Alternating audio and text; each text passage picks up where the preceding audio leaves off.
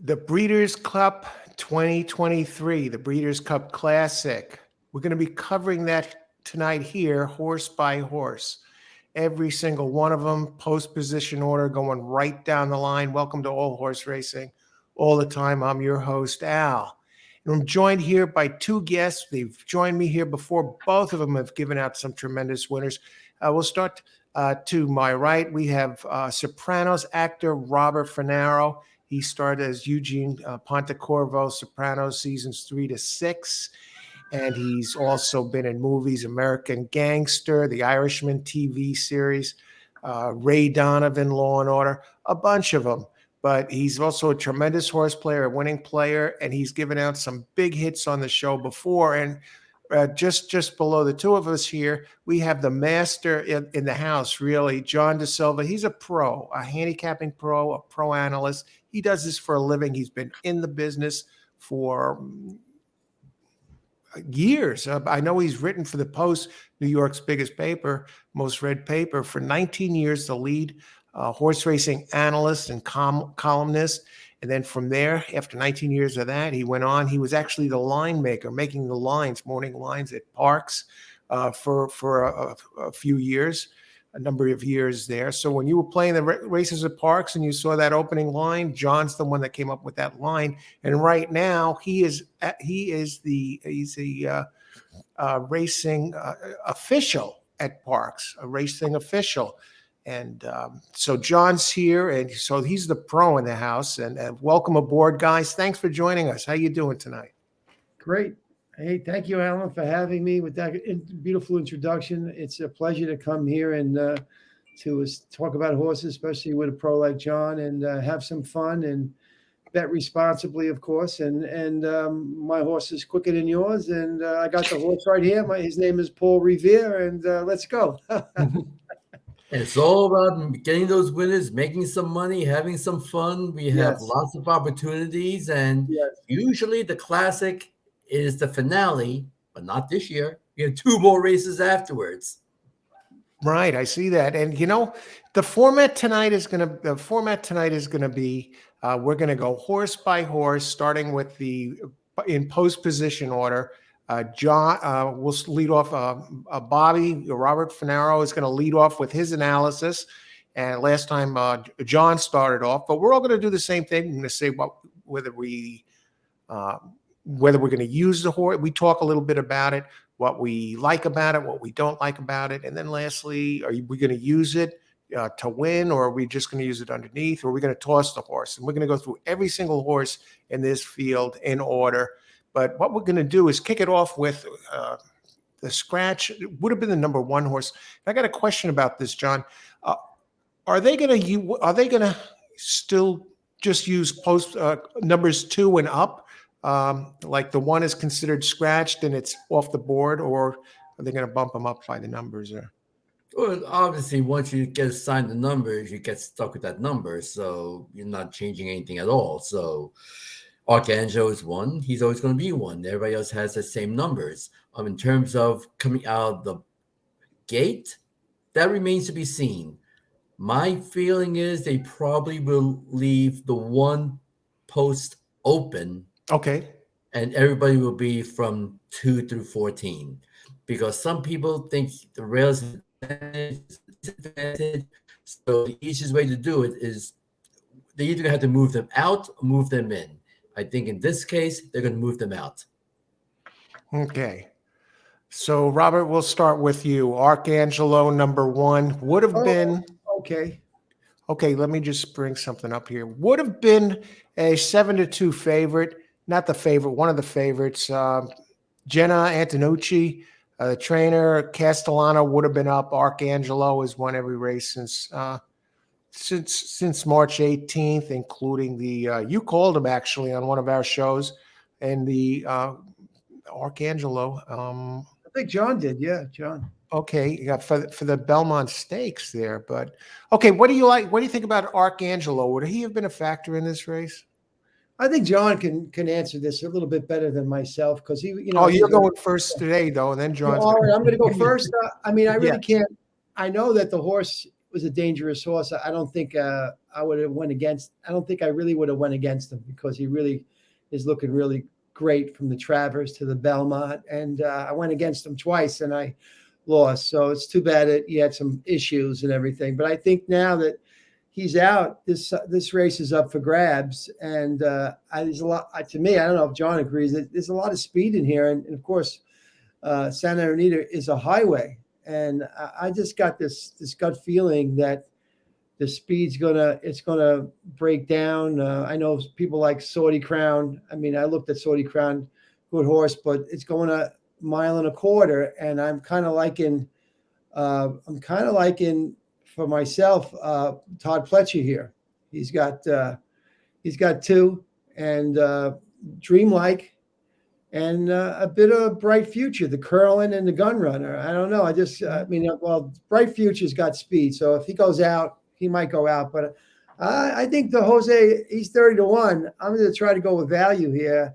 I don't think Dreamlike's if Jose can get a good trip around his track and he can close into a pace, which he has done before. I don't know how the track was. John was there at Parks on that sloppy course. I love the way he closed there. He's a gun runner. So I'm going to go with, he's really my pick. I like him. I mean, of course. Yeah. So I'll just say that. All right. And I just have a question. So Arcangelo, if he was in there, would you have used him in multi-race plays in the win spot or just underneath, or would you have tossed him? I don't think I would have tossed him. I would have had him to win. I mean, I would have put him. So he's a win contender. Okay, going forward, we're going to let John lead off. And you expressed him to lead off, and that's my. Well, I mean, he's an expert. He's an expert on this more than this big race. I've looked at the turf races like on Friday. I've looked at some of the turf races on Saturday. I'm more of a turf person, but. That was my gut instinct that a closer might win this race. I don't know if John agrees. Okay, yeah. Okay, and John, what do you think about Angelo? What do you think about him, this horse? Man, it would take an hour to talk about everything with Angelo, positive and negative. But I'll try to keep this short and sweet. First off, we had the draw on Monday. And when they did the draw, at the same time they did the morning line. When they announced Arabian Night, 3-1 favorite, and Arcangelo 7-2, that told me that horse was scratching. They knew he was scratching because there was no way in the world you could make any horse other than Arcangelo the morning line favorite, because he is the only 3-year-old with 2 Grade 1 wins. He's got Jenna Antonucci, who is a media darling, who's getting interviewed by everybody. People who don't know horse racing know who Arcangelo is. So you're getting that money. Baffert, yes, he gets money, but who knows his horse? Not that many people. The mainstream don't know who he is. They know Arcangelo, they know Jenna Antonucci. So when those odds came out, I knew he was scratching, which is a shame. Now, in years past, he probably could have run. But with HISA and with all the rule changes out there, you're not allowed to do certain things anymore to treat horses. And unfortunately, this is one of the situations where they probably could have worked on the horse, could have fixed the horse, but you can't take a chance. Imagine after everything we've been through, all the positive stuff about Arcangelo, he wins the race, he gets treated, and then he comes up with a positive. Oh my God, we've been through enough crap in horse racing already this week and this year. We don't need another controversy. So they had to scratch, which is unfortunate, but it happens. Now, some people are upset he's retiring. Doesn't surprise me, because I think that was the plan all along, that he was going to retire, because he had an opportunity to run in the Pennsylvania Derby. I know the owner has some interest, but the one thing I know from working in the background, farms don't respect the Pennsylvania Derby. You don't get anything extra for winning the Pennsylvania Derby. it's not at the same level as the Travers, not the same level as the Haskell in their eyes. My eyes, I look at it differently, but of course I'm biased. But in terms of a farm, they had more to lose than they had to gain. So it doesn't surprise that horse didn't run in that race. Now, the one thing about Arcangelo, if he was going to run, he was going to be doing something that you don't see too often. He was trying to win the Breeders' Cup Classic, running one race in his past 21 weeks. You don't do that. I mean, you always have a prep in August, and you have a prep in September, but you also have preps prior to that. Not one race in 21 weeks. He's not the only horse who's doing it, though. We've got other horses who are doing the same exact thing. Now, you have to wonder, could he have handled it? Jenna Antonucci has never been in this situation before. We don't know if she can handle it. She's done a great job with them so far, but this is a Breeders' Cup Classic, something totally different. Not saying that she couldn't do it, because she is a veteran horseman who's been around for a long time, but if you compare her to Richard Dutrow, who's trying to do the same thing with Ryder Barrio, one race in past 21 weeks, and the Japanese, who train totally different. They train for long distance and they train for speed. Not to disrespect her, but you have to look at her beneath those guys because those guys train differently, have the experience. But at the same time, I like what she does because if you look at the P's of that horse, all his victories, other than the Belmont Stakes, where she couldn't do it, the workout was 10 days prior to the race. And she's always done that. And you don't see that nowadays. Normally they do it 6-7 days. She does it 10 days. And she's been successful. So she's already doing something different and being successful. But again, going to the Classic, you just have to wonder if that would have been the case. I would have to use it. I'd be crazy not to use it. Right now, I mean, this may shock some people. He's the 3-year-old champion. And he's the leading contender for Horse of the Year. That would be amazing. What happens? No, the rest of the weekend.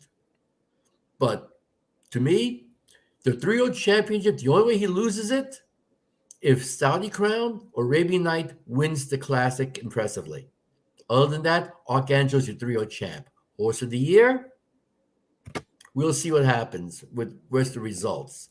But they had more to lose than to gain. They were going to do the right thing. They did the right thing by the horse, and they still get rewarded for it. Sure. I'll tell you what, you look back at it, at October 25th, it had a 47-2 workout. It was working strong right up until this sudden scratch. So, yeah, Jenna just worked it just recently. Would I have used it? Yeah, I would have used Arcangelo for the win spot. I can't throw him out. I mean, I think it was the classiest horse to me. I mean, you know, it's a no-brainer. I mean, but you know, White Barrio's got to stretch out. I don't like White Barrio at this distance, so that's my feeling. You know. All right, move on to race 2, John. We'll talk. Okay, John will lead us off here the rest of the way, and. Are you going to go Friday to Saturday, or are you just going to do Saturday? I'm just geared to do the Classic. I guess we'll do that. Cover the Classic. Cover every single horse, and just cover the whole thing. Unless you want to add a race in. Yeah, I'm sure we all have horses we want to add afterwards. Let's do the Classic, and then afterwards, if we have a couple of horses we like, we could throw them in afterwards. Okay, so John, number 2, Zandon opens 12-1. Lanfranco Dettori has bypassed his the jockey, the great Franco, bypassed retirement. He's actually talking hopes of winning the Kentucky Derby next year. And here he is in the Breeders' Cup aboard Zandon for Chad Brown. Opens 12-1. What do you think? Frankie Dettori, as we know, one of the greatest jockeys of all time. Some people don't realize He began his career in Santa Anita. Italian jockey would spend the winters in Santa Anita, honed his craft, helped him become to what he is right now. So Santa Anita spelled a special place in his heart. And he was supposed to retire at the end of the year, but he's done so well. He says, why should I retire? I'm winning races. I feel great. I'm reinvigorated. Riding at Santa Anita last winter just gave him the momentum and gave him the incentive to keep on going. He's going to do it. And now you got Chad Brown, who I've told you in the past, he is a master horseman. And the thing about Chad Brown is when he makes a horseman decision, respect it. Look what he did when he won the Preakness. He made horseman decisions. He almost won the Preakness this year by doing the same thing, skipping the Derby, making a horseman decision, and almost winning the Preakness with the horse who really wasn't that good to begin with. But when Chad Brown has a goal and he makes a horseman decision, you respect it. And I spoke to a couple of people, and yes, he needed a jockey to replace Pratt, who was on Zandon last time out. And Chad said, I need a difference maker. I need somebody who's going to understand this horse, understand this racetrack, understand what it takes to win. And he went out there and he got Frankie Dettori. If you're not going to get Flavian Pratt, if you're not going to get Irad Ortiz, who's better? I can't think of anybody better than Dettori that you could get. And this man has done it all over the world. He knows pace. He knows dirt. He knows how to do it. And when Chad Brown makes the horseman decision, respect it. So is Zandon a major contender? Yes, he is. Is he my top choice? I don't know if I would go that far yet, but believe me, in all my plays, he will be there. Okay. So will you use them on top, or you're going to see how it's going that day? You'll definitely use them underneath, I take it. Oh, he's definitely going to be using on top doubles, triples, Okay. big fours, and all that stuff. He's definitely going to be on all my tickets. Okay. Bobby, well, what do you think about Zandon?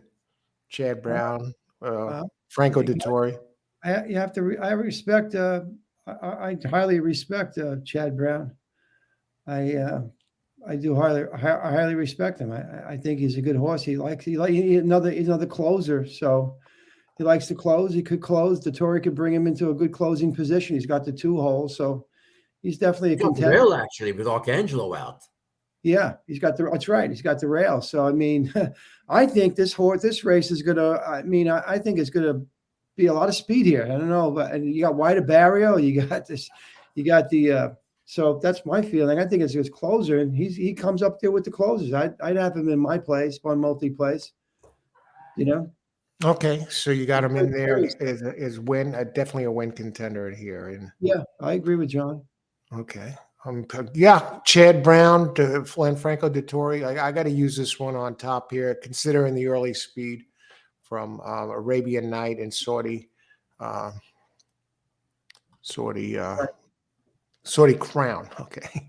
Yeah. And you got Dettori and you're inside. I'll be curious to see how Chad Brown's earlier horses are running, if he's wound up and ready to go. Has him ready here, but push comes to shove, these numbers are so consistent and they're so strong. And it looks like this one can go quicker early if it wants. It has a very big middle run and it has a strong late run too, but it could show as much speed as it wants to. And I tend to think I hate to leave it out for first and get hosed with, the connections.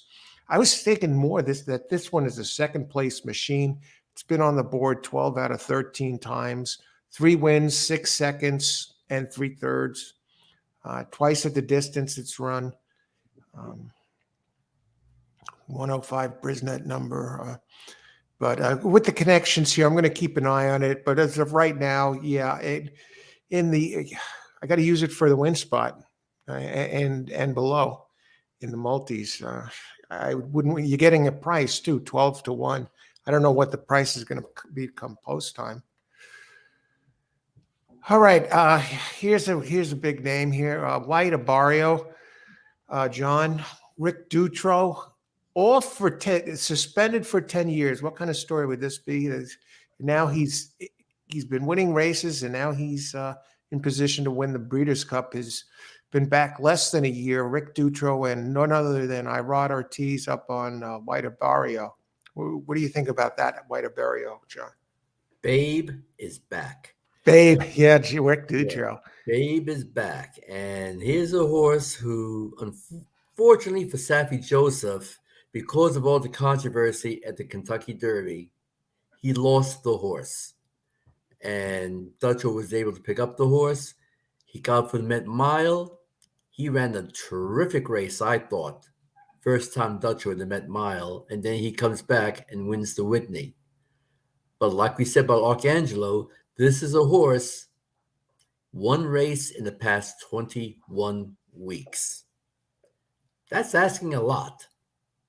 But Babe has trained champions. Who could forget Big Brown and the job he did? And this is a horse who had bad feet, and he was able to get Big Brown to do what he did. He won with St. Liam, in the Breeders' Cup. I mean, this is a man who knows how to win the big races and prepare them, and he's gotten plenty of time to do it. Normally, just like Arcangelo, when I see that type of layoff and that lack of racing, I throw it out. But Jen Antonucci has shown to be successful doing it. Same thing with Babe, with Dutro. You can't throw out White Abarrio. You have to respect them. Frankly, I was a little surprised they made him the third choice. I thought there was a chance he would have been second choice, but the Baffert factor made him third choice here. But you have to use White Abarrio at the end because, like you said, this would be such a story. Not everybody would be happy if he wins the race because there are some Dutch detractors still out there. But it would be a story, and believe me, I know Babe. He may let a couple of derogatory words in celebration be out there on live TV if he wins this race, but he'll be very happy about it at the end. And, it'll be curious to see what happens. Okay, so you were definitely using in the win spot there, and yeah, he's definitely going to be on all my plays on top. I mean, he's definitely going to be there at the end because, like I said, we have right now he's the best older horse, I think, in training on dirt. And if he wins, or maybe even finishes, well, no, I can't say if he finishes second because I think Cody's Wish, that's another story, who could win the Eclipse Award. But if White Abarrio wins the Classic, he's going to be right there for the Eclipse Award for the older horse. Okay. What do you think? What do you think, Robert? White Abarrio.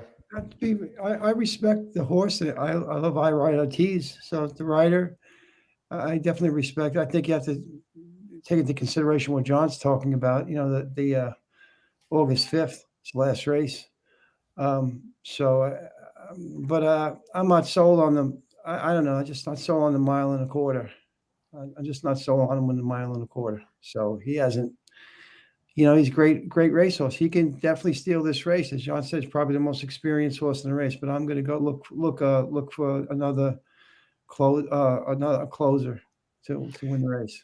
I see what you're saying there, Bobby. The one race at the distance is a low Brisnet 80 at the mile and a quarter, whereas he's running in over nearly 110 at shorter distances, and he's an 80 over 1. I have to look back and see exactly what wrong there. It looks like you got a very wide trip. That was back at Churchill in May of 22. Okay, yeah. So would you use underneath, or you a complete pass on this guy? No, I wouldn't pass him. I wouldn't pass because, as John said, he has experience. I would keep him. I put him in my multi-plays, underneath, and okay. That's what I would do. Not in the win spot, but only underneath, like an exact. Not in the win spot for me, no. Okay, underneath. So no, not a complete toss. I think this one's going to be real tough to beat. White Abarrio, coming off a nice workout, 59-4 on the 27th. I know it has a lot of time off. It just ran really, really fast in its last race on August 5th.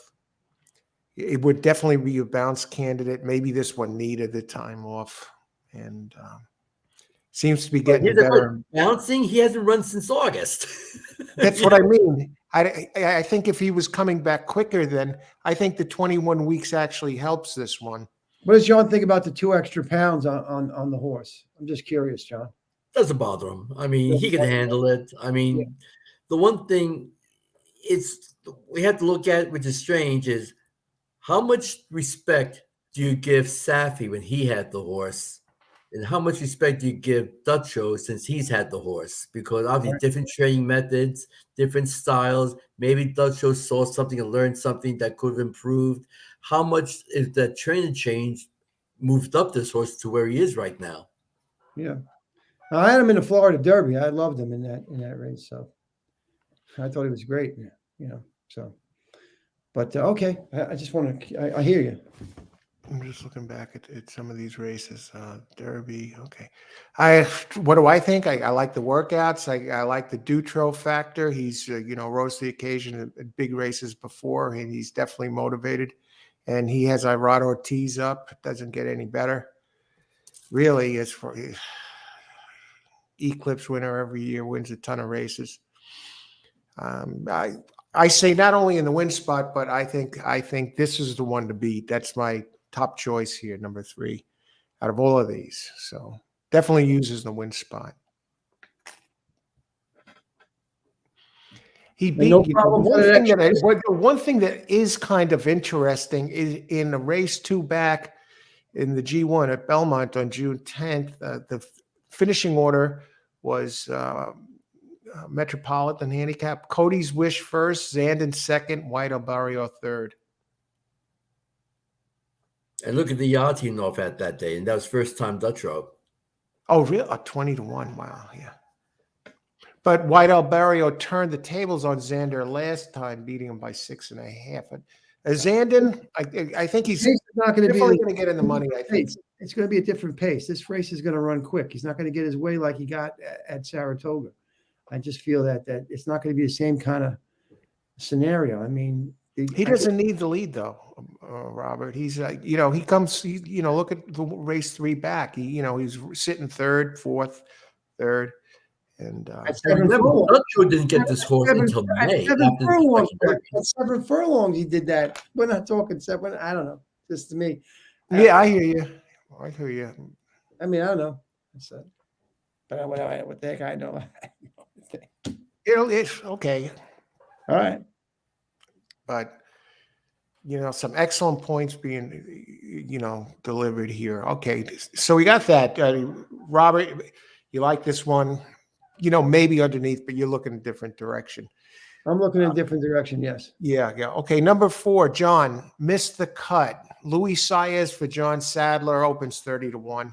Did win by 5 last race in a G3 over on this track at the distance. Okay, go ahead. Well, this is no flight line, that's for sure. I mean, Sadler, if Flightline and Sadler was in this race, he probably would destroy this field like he did the field last year. Right. Nice horse. I think he's overmatched here. Saez picked up the mount. When Mage declared from the Kentucky from the Breeders' Cup Classic, but I just don't see him being a major factor here, so he's a pass. Okay. Toss. Okay. Bobby, what do you think? Missed the cut. Yeah, he's a toss for me. I just don't see it. I just don't see it. I mean, around my own, I didn't watch his races, but not for me. Yeah, the only positive I see there is the trainer who's having a good meet, 22% there. Sadler at a 36 and Saez, but and the horses run twice here, win in a second, and never run at this distance. This is a toss for me too. It's totally overmatched. I'd be shocked. Okay, so we're all on the same page there. I mean, these are all good horses, of course, but Yeah. Now, Can't play them all unless you do all. Now, here's where it gets a little interesting. What about John, number 5, Derma Sotogake? Sodagaki. Can't even Sodagaki. pronounce these Yep. names. I'll let you Sodagaki, man. go. Don't you like freaking ramen, man? You got to go to Sodagaki ramen. Sodagaki ramen. Mhm. Yep, he's saying You it got it. properly. Now, And this last time was this my one, Kentucky Derby horse. yeah, that's the last time it raced the Kentucky Derby, and it did. Yeah. You know, what, It's like I what was do you talking think of about this one, before John? with the Duccio and Antonucci, long layoffs. This one hasn't run since the Derby, and he had to travel halfway around the world Yeah. to go back and then to return. Now, look, I respect the Japanese. I mean, they've done so many great things in horse racing through the years, and they've come over to the States and they've taken over and they're winning races all over the world. Christophe Lemaire, world-class jockey. I mean, I just read where he's done interviews in 4 different languages. I mean, Wow. he's that talented. Holy French, smokes. Japanese, English. I mean, Wait, grab man, it. great. I have But- enough trouble doing an interview with one language. Yeah, and this Yeah. guy does in so many different languages. Look, they've been trying to get the horse ready for this spot. There aren't too many races that he could run in Japan in between the Derby and here, which is one reason why he had the layoff. Horse has been looking good. He's been training well. I've heard nothing but good things about that type of thing. The layoff is going to bother some people, but like I talked about before, Antonucci did it with Arcangelo, and it's working. Duccio has done it, and it's working. The Japanese, they train for distance, and they know how to get horses ready to win coming off the layoff. So to me, he's not going to be my top choice. But if you're going to be playing exotics where you play multi-race bets at that price, you need to throw him in.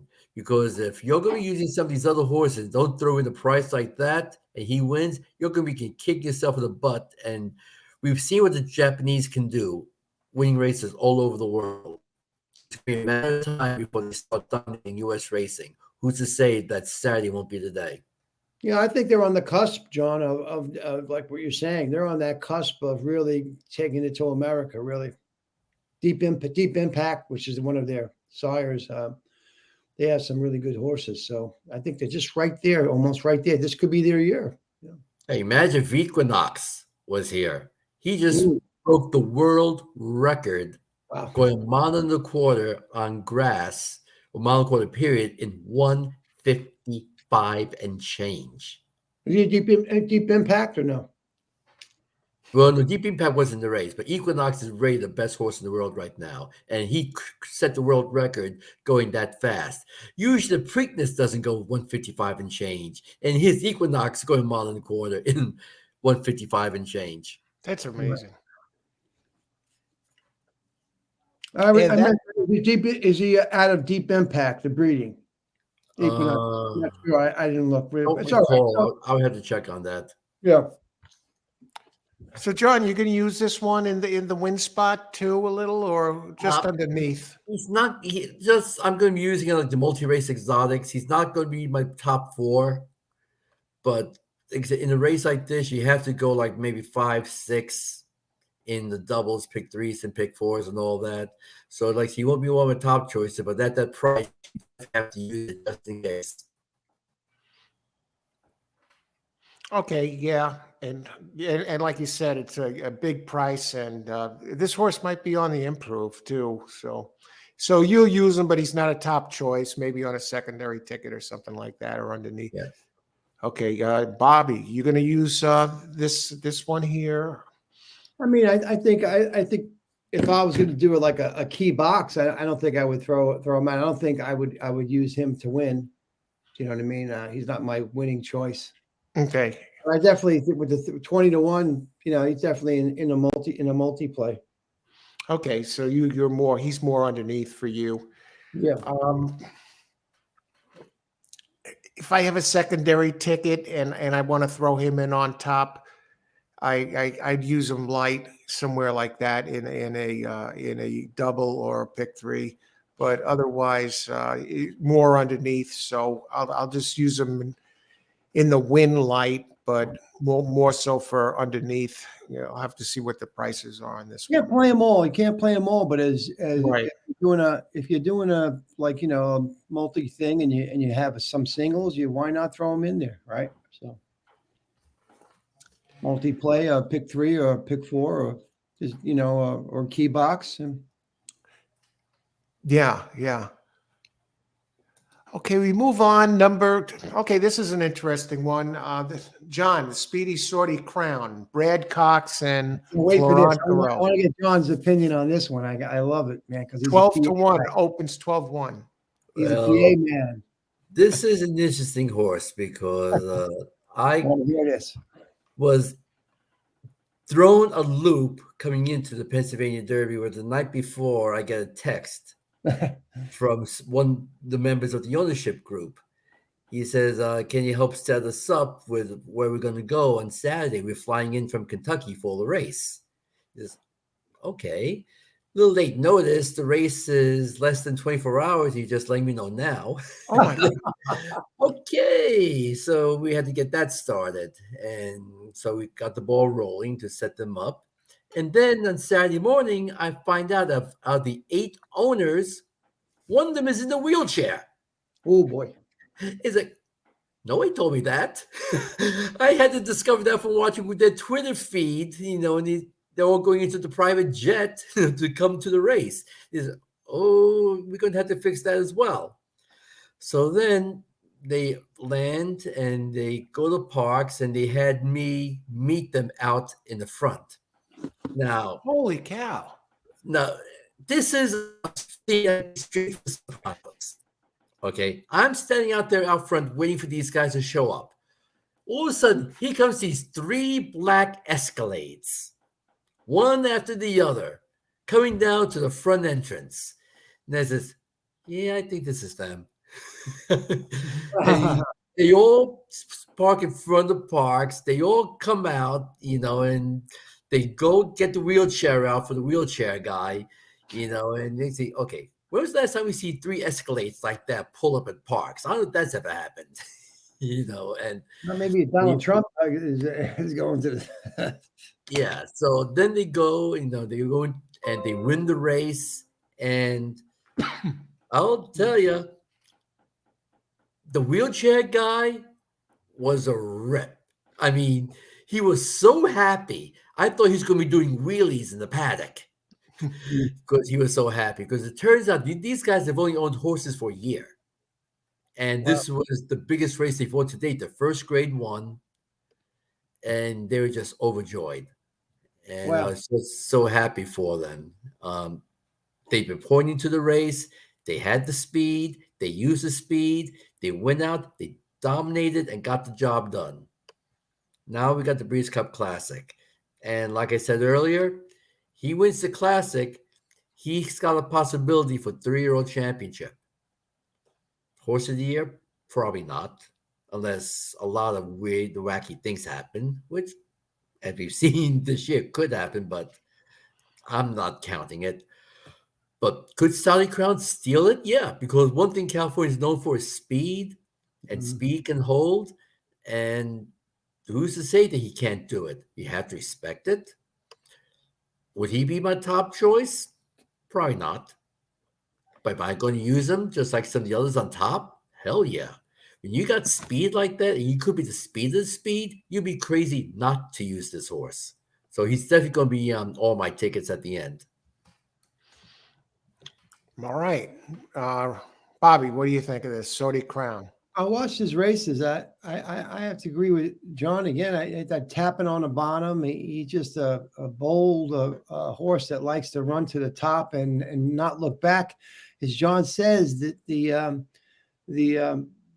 Santa Anita track, I'm looking at all the races in terms of even the grass races for speed up type, positional speed to get into right position. He's in the 6 hole.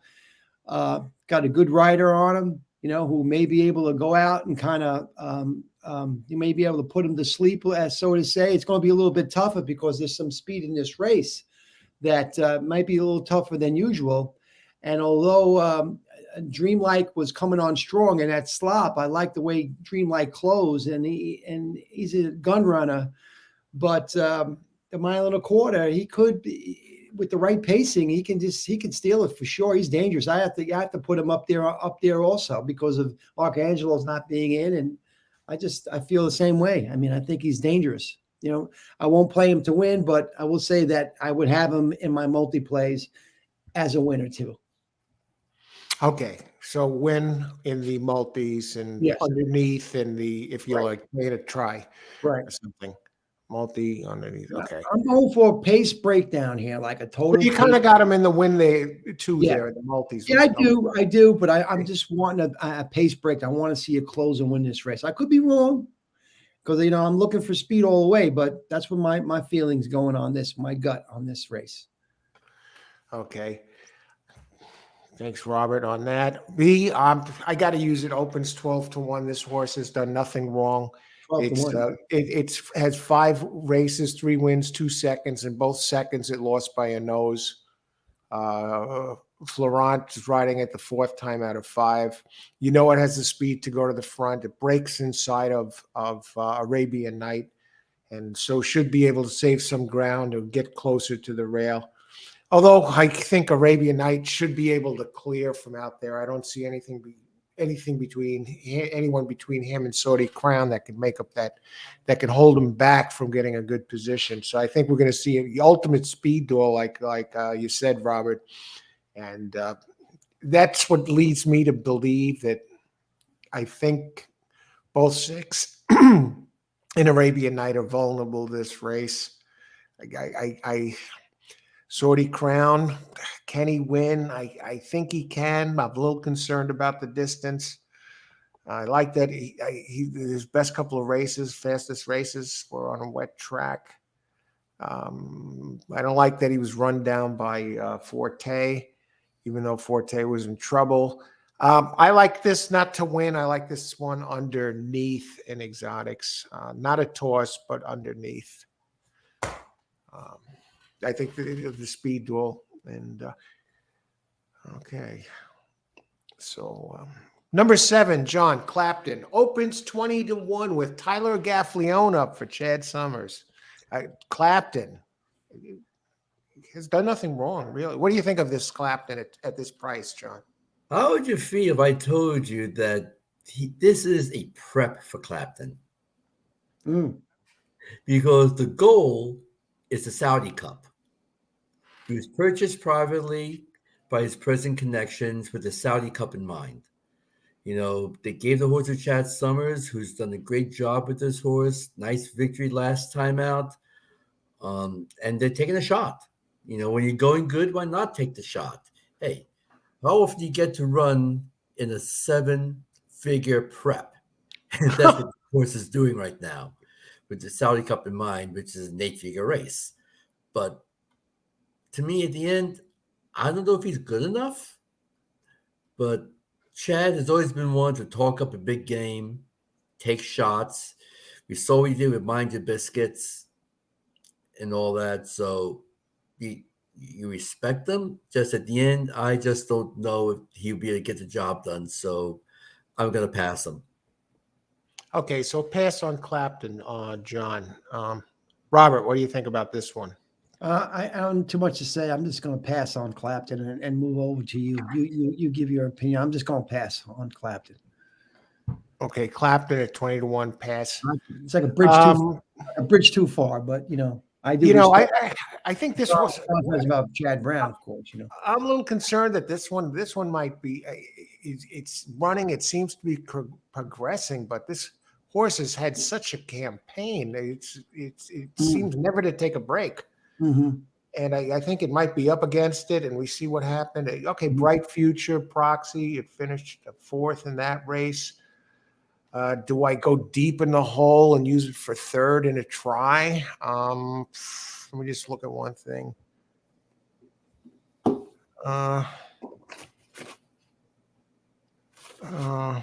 Well, Alan, don't forget, you also have not only the superfecta, but you also have the high 5, where you pick the top 5 in order. Yeah, so I'm looking third or below here. Not to win, third or below. Yeah, excellent point, John. Third or below.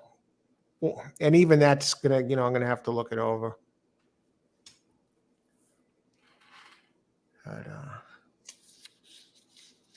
okay, yeah, no winner for me, and possibly a toss. I'll have to see what's going on as the day progresses and what the board looks like. I prefer others. Okay, let's move on. Okay, here we go. John, Ushba Tesoro, Japanese, opens at 4-1. Another interesting horse. I mean, this is a horse who shocked the world when he won the World Cup. Mhm. And look at the horse. He was a grass horse in the beginning of his career. And all of a sudden, they put the horse on dirt and he turned into a monster. I mean, I don't think they call him Godzilla, but he's just been dominating. I mean, look at his dirt record. 5 for 5. Yeah. You don't see that too often. And you just have to look at, again, we talked about layoffs and everything else with this horse. Look, he won the Dubai World Cup, and then he won his prep in September. Look, he had a 6-month layoff. He wins the prep, and now he comes here. But again, this is another horse who's had more than 21 weeks with just one race. But then again, this is Japanese.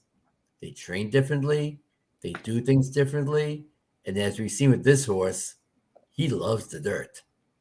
How can you throw out a horse who is having such a tremendous renaissance on the dirt right now? You have to use him. He might be my top choice, but you have to use him. Whether you like, I know there's some people out there who don't like the Japanese horses. Look, they're learning and they're adjusting. It's just a matter of time.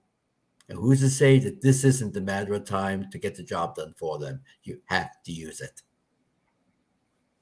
Okay. That makes sense to me. Bobby, what do you think about this one? Well, I watched the Dubai World Cup. I do like the trip. Oh, right. I do like the trip handicap, Yes. And, so he came out in last place, and he had a tremendous stretch run, passing horses like berserk. I'll have to look at the replay of that race. I don't think that this is that kind of scenario in terms of that stretch run in Dubai. That's a long stretch run. You got a lot of time to get to that finish line. I think it's a different kind of scenario. I just don't think that, given his, I mean, I respect him, but given the finish line and the way these horses run at Santa Anita, I don't think it sets up for him to win this race. I could be wrong. I'm not going to toss him, of course. He's 4-1. I'd like to get a little bit better price because he shipped once to maiden. And to me, even though he hasn't won a lot of races, well, those are different kind of horses. I do respect him, but I just don't think it sets up for him in terms of what I've seen him, how he closed and everything. I think you have to have some sort of position at Santa Anita in order to close. And I don't know if Kawada could do that, so as a jockey. So I'm not going to totally toss him. I'll keep him underneath, but at 4-1, I mean, I'm not sure. He's not my favorite. That's my feeling. Okay, I got him for you underneath. This horse for me, I have a hard time looking past the 5 for 5 on the dirt, 3 for 3, 6 for 6 at the distance. Actually, even though it's, I think it's my co-pick for. It's won 2 G1s already, the Dubai World Cup. It's almost a co-favorite, maybe a sliver below the number the White Barrio. So I'm definitely going to use them on top and underneath. I think between 3 and 8, those are the two I like best. The horses really closed from like a horse that rates. Maybe John can. I'm not so up on this, but in terms of Santa Anita, has there been horses that? I only know that Baffert goes to the front and he doesn't let up. He's just like. I've learned two things. Huh? Distance is a great equalizer. So even if there's a speed bias, the further they go, the more the speed comes back to the pack because the speed bias only goes so far. Right. And B, the racetrack tomorrow may not be the same racetrack they run Saturday. Right. That's true. So that could change a lot as well. Yeah. Well, I got one for both Robert and John here because Robert raised an excellent point about the speed here and the way this is going to play on this track. Santa Anita is a notoriously fast track, and the speed sometimes holds on this track. What do you think? So, yeah, that maybe would work against this Ushba Tesoro. What do you think about that, John? Well, like I said, distance is a great equalizer. I mean, the further they go, the easier it is for a horse to class because, hey, you still have to have the talent and you still have to be able to not do something stupid and go too fast. Because if you go too fast, no speed bias is going to have you hold on. You can still have something run you down. That's why you get a lot of those crazy prices at times because the race collapses and something comes from out of the clouds. What track we're going to get, nobody knows. Because, like I say, they ran today, but I can guarantee you after the races, they were working at the racetrack, getting it ready for the 2-year-olds tomorrow. And who's to say that they're going to have the same type of track on Saturday? We've seen the Churchill Downs. They have one type of track on Friday, another type of track on Saturday. We're at their mercy. So who knows what's going to happen, what they're thinking. We just have to take our best educated guess. Yeah. I said in the beginning that I'd like to see the pace collapse. So I'm just going to go not with Ushba Tesoro.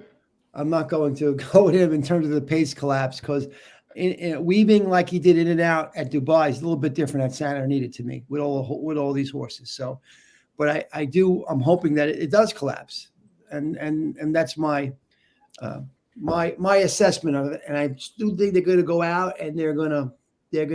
I just don't see a horse, John, putting the I think I froze, but putting them to sleep. I don't think they're going to allow that. You know what I mean? No. We still hear you, Bobby, but your video is froze. We hear you, but the video is froze.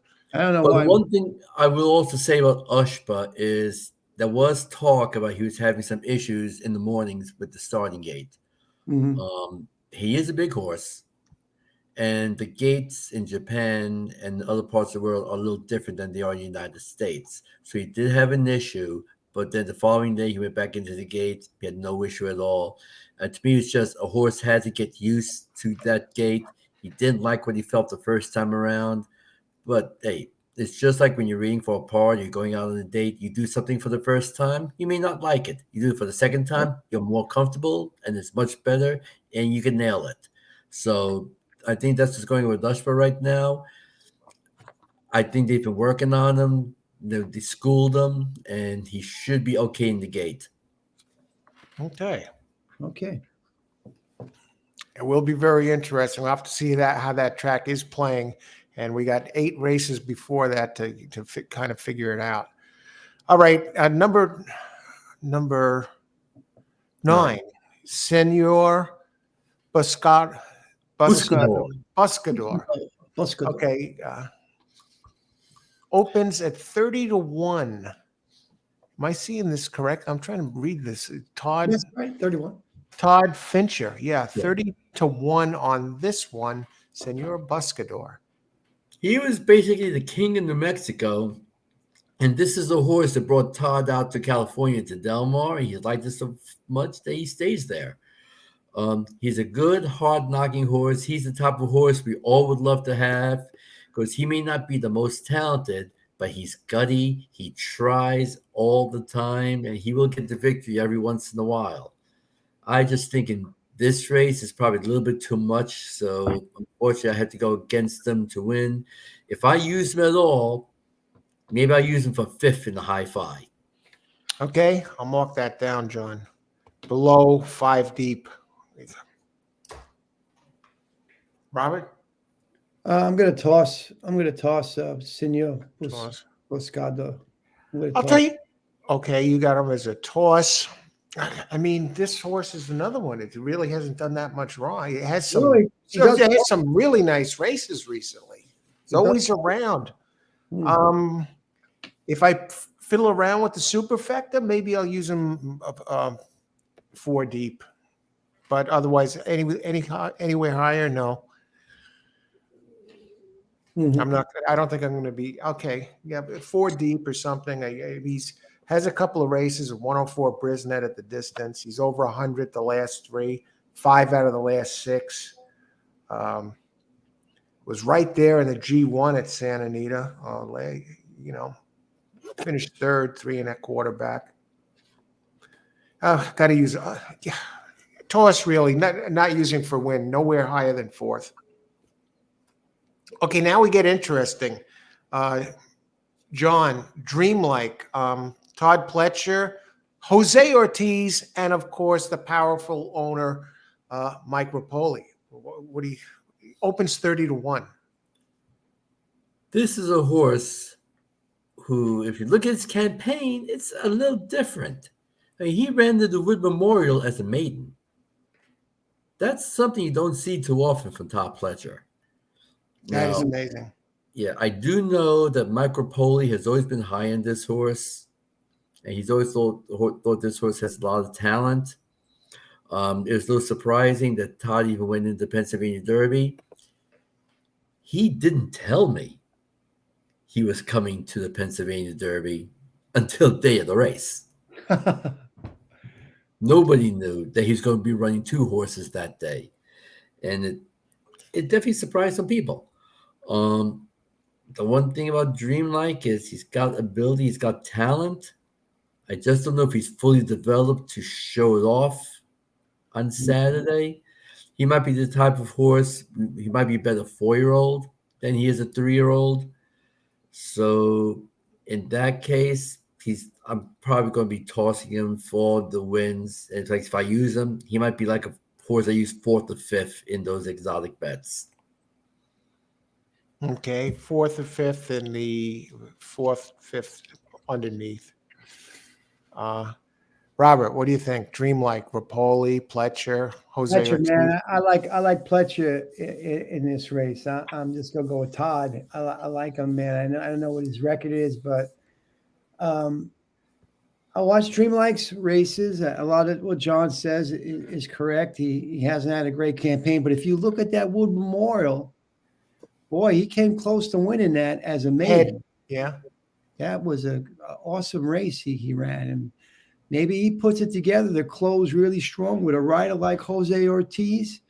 You never know. Look, I want a price, so he's one of my top picks. I like Pletcher both ways here with Velasquez and Ortiz. I know we're going to talk about Bright Future next, but in that case, I'm looking for an upset with Jose here. Maybe that prep a gun runner up top and tapping on the bottom.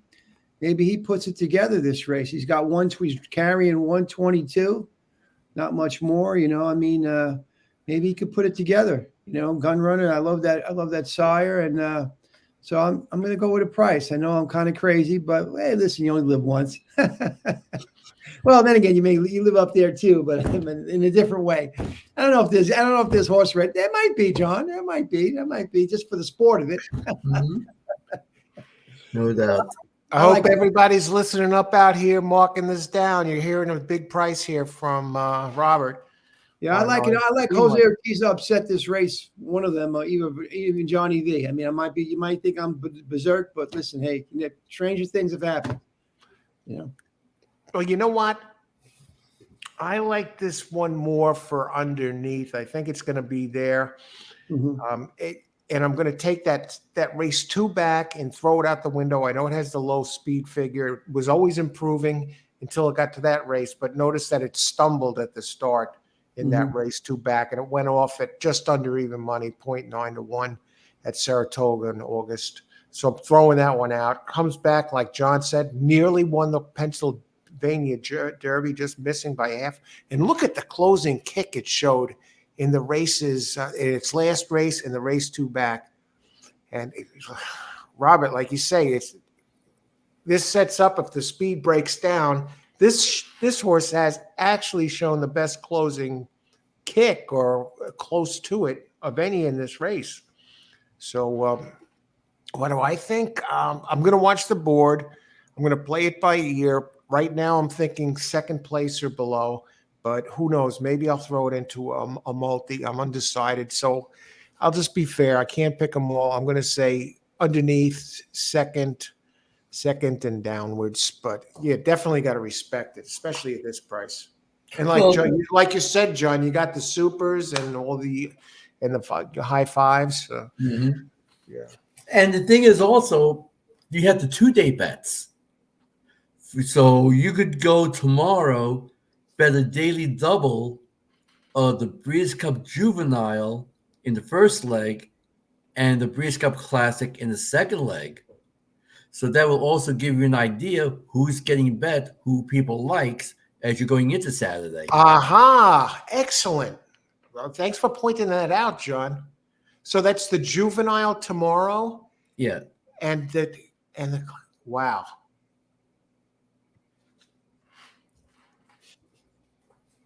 Let's see. Let me mark something down here. Okay. Okay. So I see we got here, and we have John goes 4 or 5 deep with this one, and I go 2 deep, and a big circle around this one for you, Robert. Yeah. A dangerous bomb here with all the right connections: Pletcher, Jose Ortiz, and Rapoli, and most importantly, the horse, which is on the improve. Big Brisnet number 108 last race. John, what do you think of number 11, Bright Future? Another Todd Pletcher. This one with Johnny V opens 10-1. Good to see the old team getting back together, Johnny V and Todd. Those two have won so many races through the years. I mean, the horse won the Jockey Club Gold Cup. Some people thought it was a weak division of the Jockey Club Gold Cup. But he did what he needed to do. He's got tactical speed. He's not going to be on lead, but he'll probably be in the second flight of horses stalking the pace.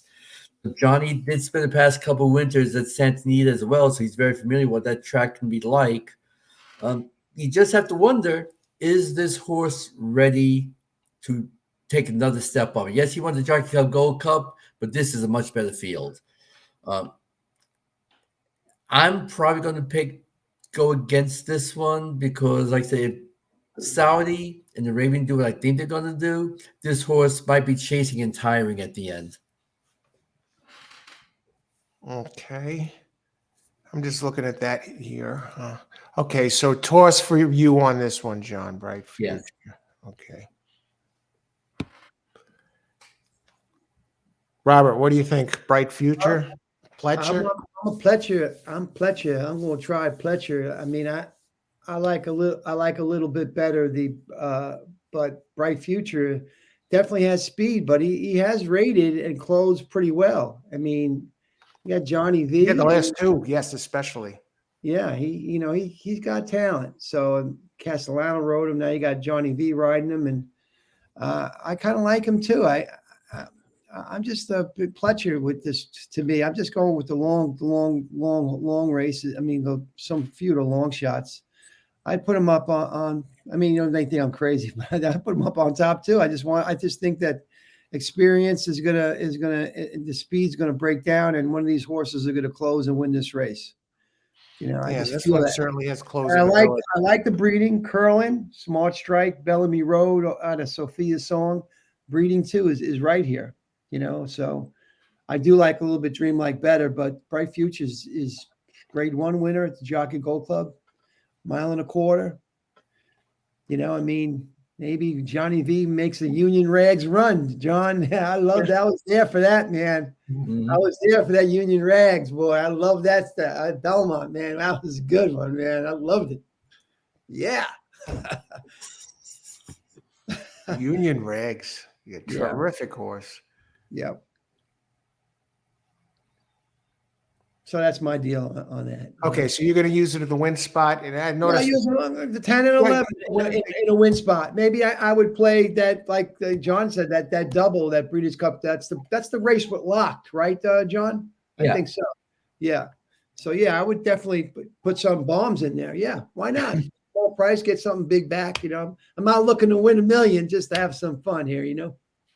Hey, why not win $1 million? You get the right long shots in the other races, it could happen. Oh, sure. If you look at that Arc de Triomphe with Aidan O'Brien, and I mean, about 4 years back, boy, that was his 3 horses. I think it paid something like $55,000, the trifecta. Oh, Yeah, it was a gigantic trifecta. His long shots came in first, a 30-1 shot first, and so he had all 3 horses. It was a gigantic. But that happens, like John says. If you have it right. so you got to take a look at that double. See what kind of prices we have there. I think there's some. I mean, I think we should talk about that maybe next, because Yeah, let's do that. Yeah, we'll move over to the double. I didn't look at it, but I can look at it now and get some numbers real quick. Well, you want to have John give us the. So we still got 2 horses to go still. Yeah, Arabian no, Night. I'll be able to weigh in. Trust me on this. But we'll go the same order. John and Robert, sounds like you looked at it. And by then I'll be listening to you, and I'll be scouring the PPs, and I'll be able to weigh in on the horse. At least the contenders, not every single horse. Yeah. Okay, race number 12. Here we go. Bob Baffert, and Flavian Pratt, Arabian Night. What do you think, John? This was, to me, one of the surprises of the post-position draw when they made him the 3-1 favorite. Like I said, when I heard that, I knew Arcangelo was not going to run. Now, this horse, hey, what are you going to say? I mean, it's Bob Baffert. And when you got Bob Baffert, you always have to respect him. This is a horse who he's slightly raced. He's a 3-year-old, but he's been impressive. Now, you got Flavian Pratt, who rode Zandon, who obviously took off Zandon to ride Arabian Night. Now, you're thinking, why would he do that? Well, how would you feel if I told you that Pratt riding for Bob Baffert is 39% winning? That is holy smokes. I got a better number.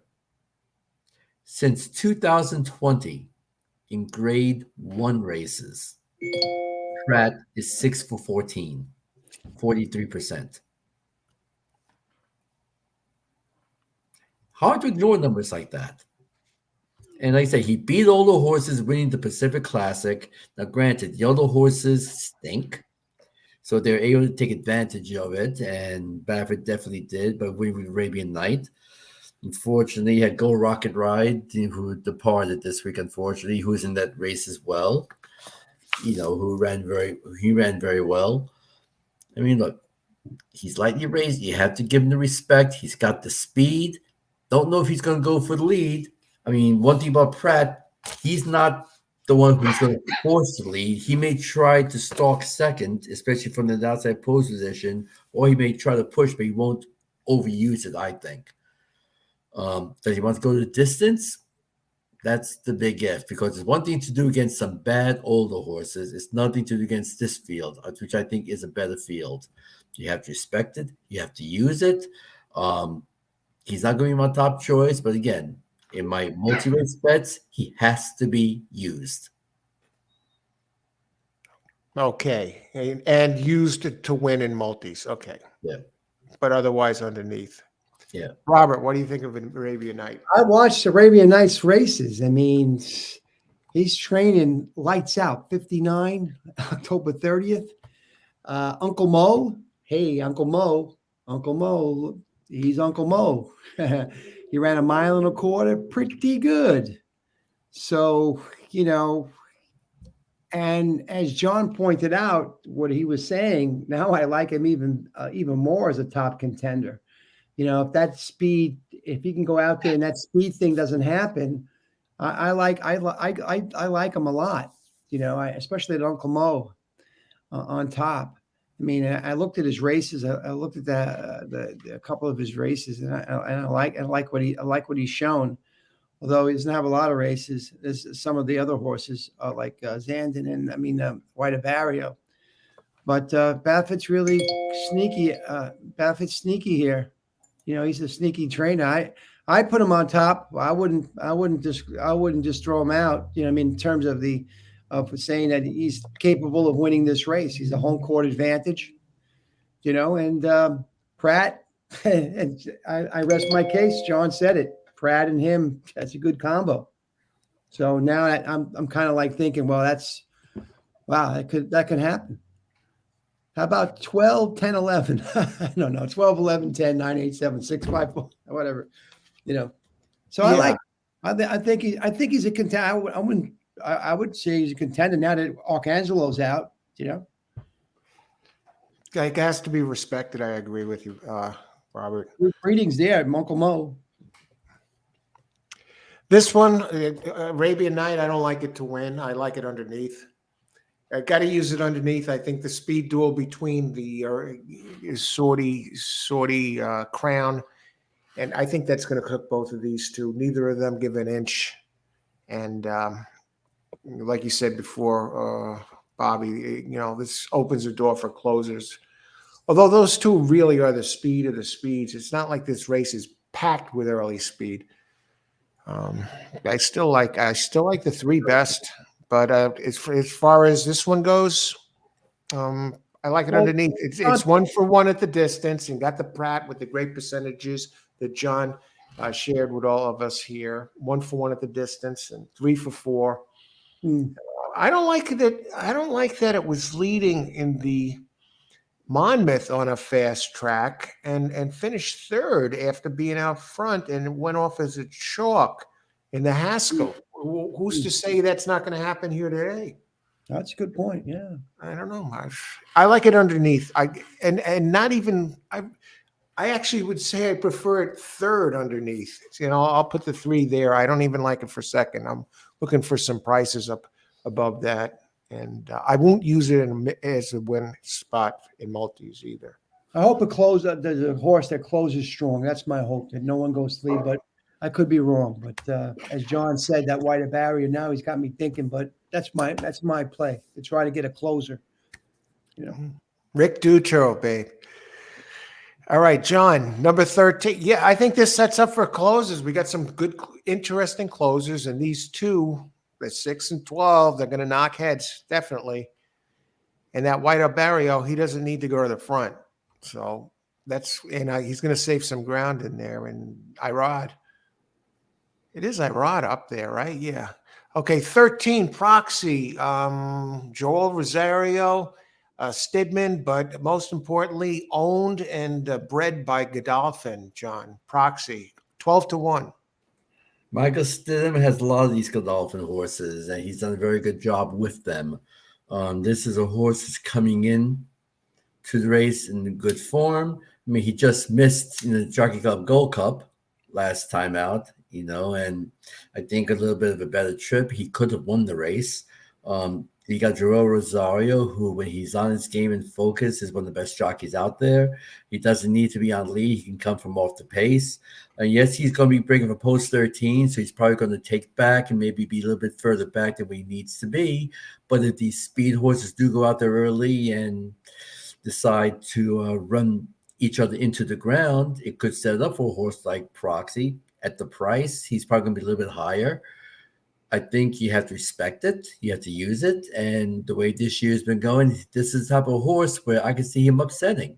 So I'm definitely going to be using him as well. He won't be my top choice. But again, he's the type of horse you have to throw in there, because if the speed collapses, it's going to be wild and wacky.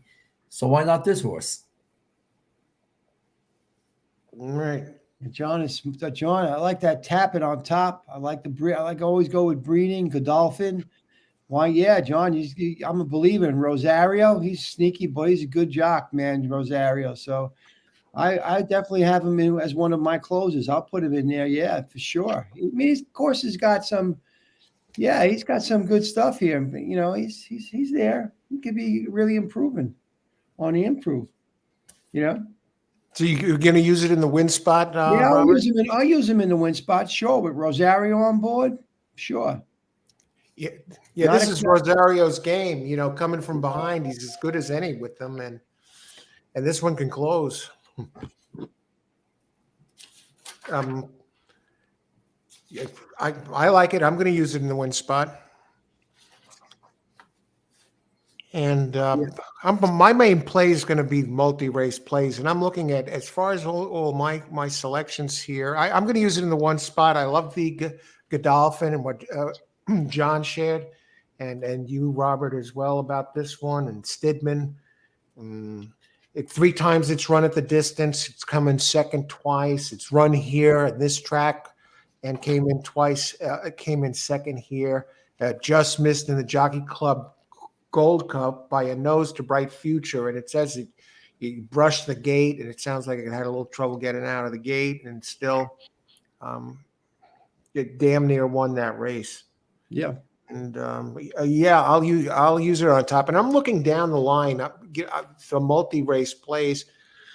Really 1, 2, 3, 4. I only picked 5 of them to win flat out here, so I'm thinking pick 3 or double or that main thing. The only other one that I'm on the fence about, maybe I'll use lighter, is that 5 horse, the Japanese horse, in a cheaper ticket, just on the side. That would make 6 wide, but I don't know. I'm adding up John's using the win spot. 1, 2, 3, 4, 5, 6. So you're basically the same story. You haven't really. We haven't went crazy here either. 1, 2, 3. Bobby, I'm can't 3. You go 7, but you have some that you like more than others. For example, the 6. So you could, that Sorty. Why did I keep forgetting the second name? Crown, Sorty Crown. Mm-hmm. Okay. Yeah. So it's not like we've used every horse, and I got everything marked down here as far as use underneath or whatever. So, but there's going to be no solid favorite. I mean, if anybody is less than 5-2 at post time, I'll be surprised. That's interesting. Yeah, I gotta say it's a weird kind of race, right, John? It seems to me, it seems like a weird. I don't know. The field doesn't. I don't know. I don't know. Okay, so John, if you had to pick, pick a couple of horses. Who do you like best to win? I think you said. Look, is there no such thing in a race like this?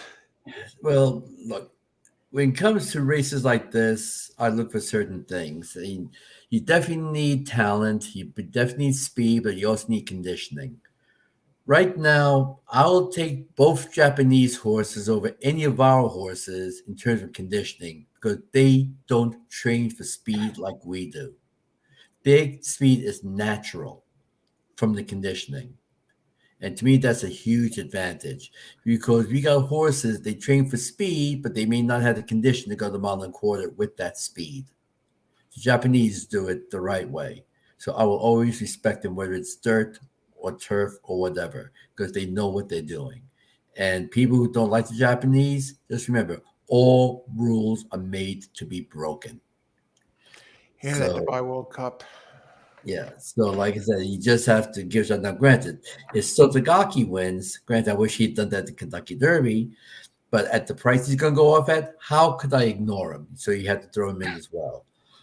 In terms of the American-based horses, I mean, Wada Barrio, it's Dudrow. He knows how to win these type of races.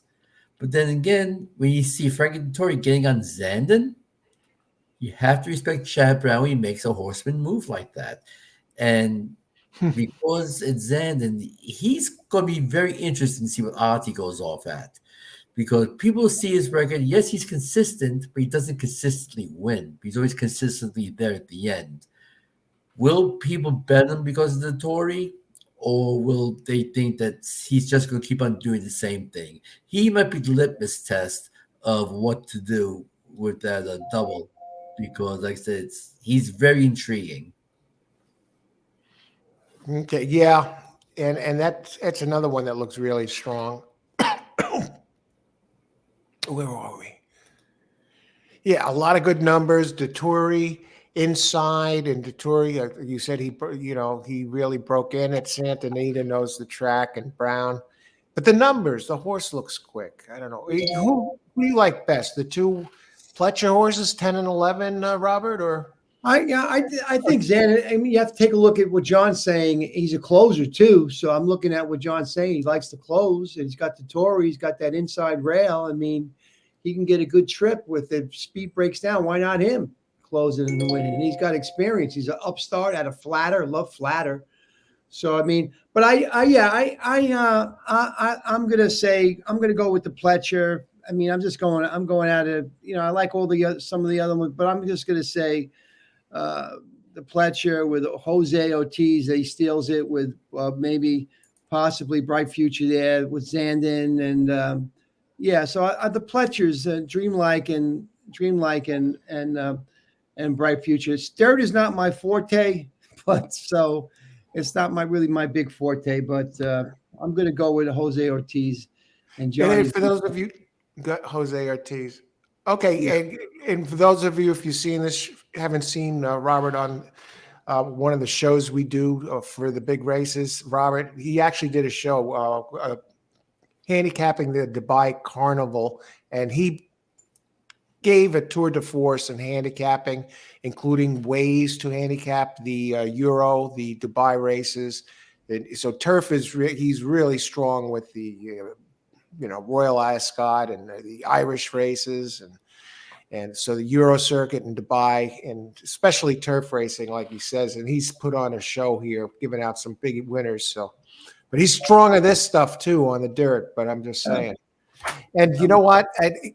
If I had to pick two, I'm not going to, like you guys, in a race like this, I'm not going to try and thread the needle. I'm just for the sake of argument, or for fun, the two I like best are the 3 and the 8. The other Japanese horse is 4-1. White Barrio and the other one, the favorite 8. I like those two best, but I'll be going 5 deep, and in some cases on a backup ticket, I'll go for a little less. I'm talking multi-race plays. That's I'm going to be looking for here. I'll throw in the 5. But yeah, 3 and 8 are the two I like best. Now, what is the race the juvenile? What race number is that next race? Tomorrow. That's Friday, race 8. Okay, I'm on it. That's okay. The juvenile and Wine Stewart, etc. How many entries are in here? You do have one scratch. Maybe the most unusual horse you'll ever see in a 2-year-old race. Ikoro Neo. I mean, okay. He did something I never thought was possible. He made his debut as a 2-year-old going 1.25 miles in the summer. Wow. But that's the Japanese for you. You do things a little differently. Holy cow.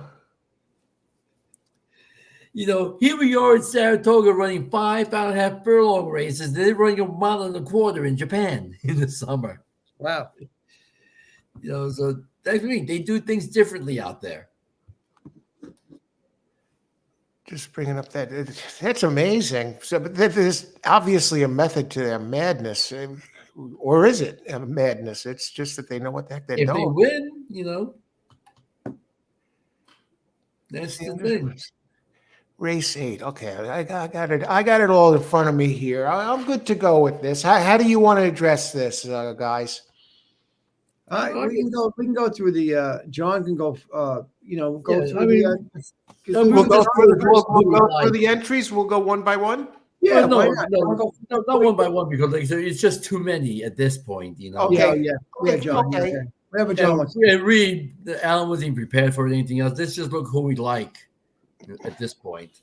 Okay, let me just look at this a little bit. Okay, you talk to us, John. I'm going to say that. I'll let John finish up. I like Locked. I like Pletcher's horse. That's all I'll say. I like his Breeders' Cup Futurity, Grade 1 Keeneland. I watched his races. He's got my man Jose Ortiz on him. Now he's going against Baffert, but he's my horse, man. I know he's not a big price, but maybe we get one of those Japanese bombs in that double, Johnny. You never know. Never I know. mean, I'm just gonna say I like locked, and now I'll pass the baton to John. well, Oh, look at those numbers of locked. Yeah. Okay, go in ahead. a race like this, to me, one thing that is very important is two-turn experience. Ah, Because some of these horses have never been two turns. So we don't know if they want to go the distance. I mean, even if they run in New York, whether it's Belmont or Aqueduct, when they're going a mile, that's just one turn. Two turns is a whole nother ball game. true. Now, you got Baffert, he's got Prince of Monaco, and he's got Muth. Difference is Prince of Monaco has not run past 7 furlongs, while Muth already has a victory at a mile 16th going 2 turns and did it coming from off the pace, which we also know is not easy to do because not all 2-year-olds know how to come from off the pace successfully as of yet. So for a horse like Muth, you have to pay attention because he's been able to do it. Now, Locked, I mean, look, he did nothing. I can say one thing, John. Like you say, that's a $2 million horse. Ooh, boy, they paid a lot of money for that horse.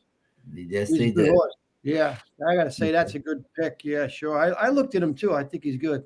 Yeah, and Locked you have to respect. Has 2-turn experience, knows how to come off the pace. That has winning at this distance right now. You have to give it a lot of respect.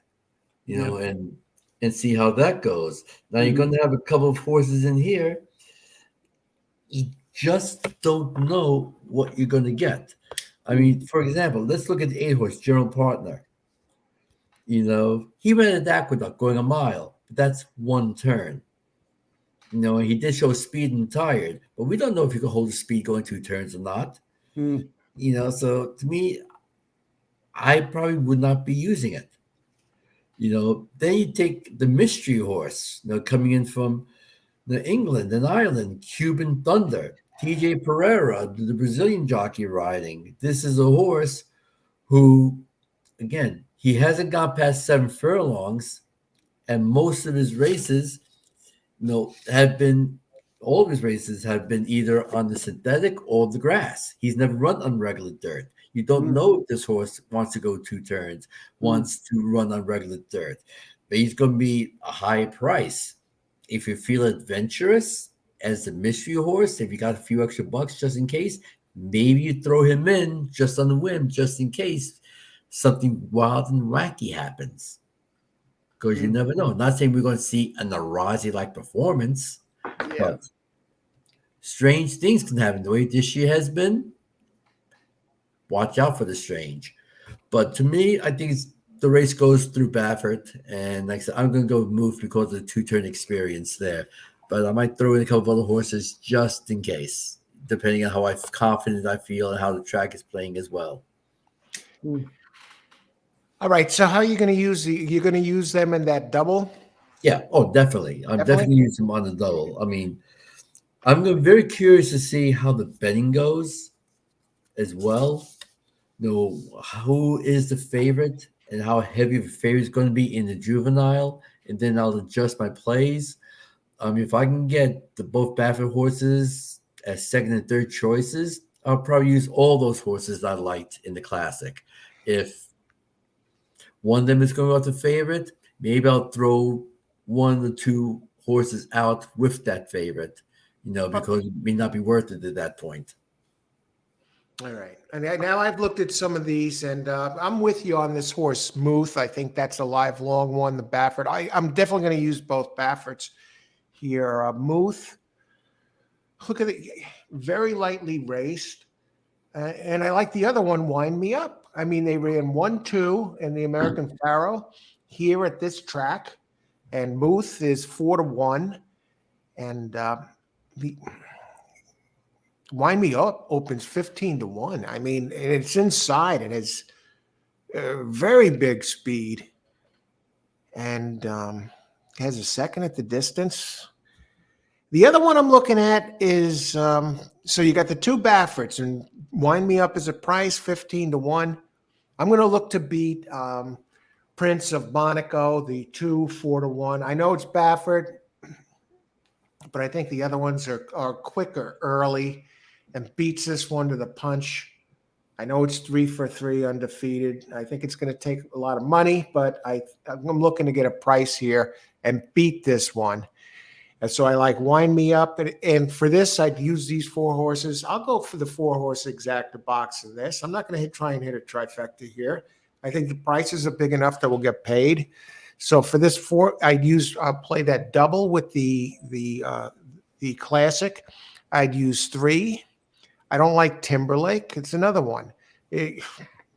Perfect, almost bounce candidate. It won last race. It's opening 4-1. Brad Cox never ran here. Did win the Champagne at Aqueduct in its last race, but I still think the others look stronger.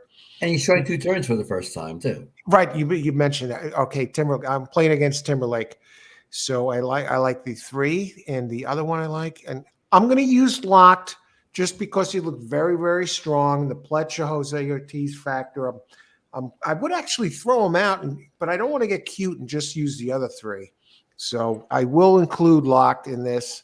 And 7-2, Baffert might water this one down, and we might get better than that. And another one I find really interesting that has some speed here is, believe it, Chad Brown is in town, and he brings this guy Manny Franco with him. It seems to be the last 2 races. I mean, this part of the speed here, and 8-1, and Spadestown. Champagne had finished second. Let me look at this one for just a second. But the other one is definitely the 10. Let me think.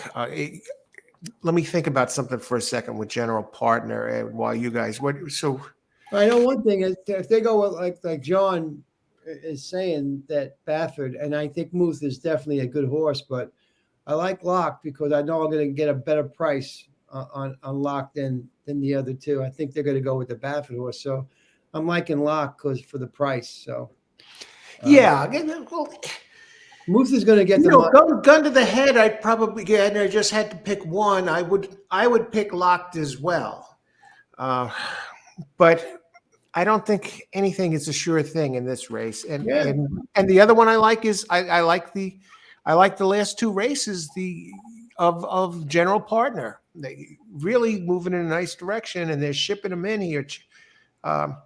Second route race. Here's a stat: Chad Brown's second route race. He's at 35 races. He's won 40% of them, and this one opens 8-1. So my 4 horses this race: 3, 6, 8, 10.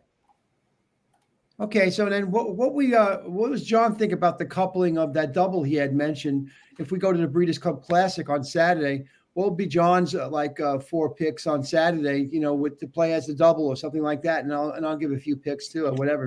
You think that makes sense? Maybe. Great question, Bob. Okay, go ahead. Yeah, like I said, I would look at both Bafferts. Definitely using them. I want to look at the odds board to see how heavily anybody else is going to bet, because like I said, if I'm going to be using deeper horses going into the next, I don't want to make a bet I'd be losing money at the end. So right.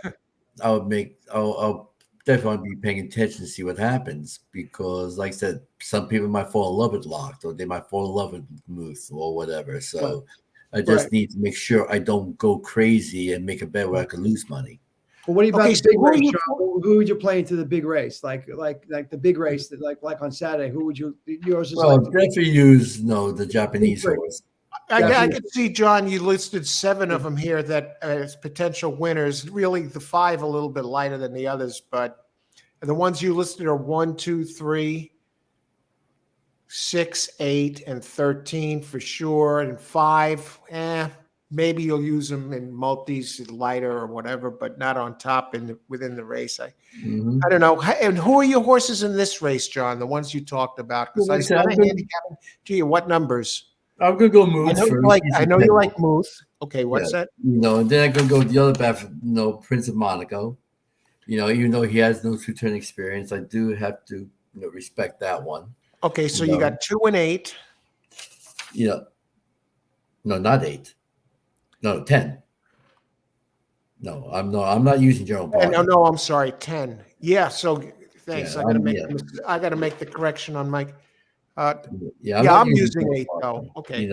I mean, look, Locke, you definitely have to use. I mean, the way he ran that last race, going 2 turns and winning impressively, you definitely got to give it a shot. And just for number 2 in giggles, since I can't say the other word properly, let's go with the 7 for the hell of it at the price, Cuban Thunder, because like I said, if he takes to the dirt, you'll go get rewarded.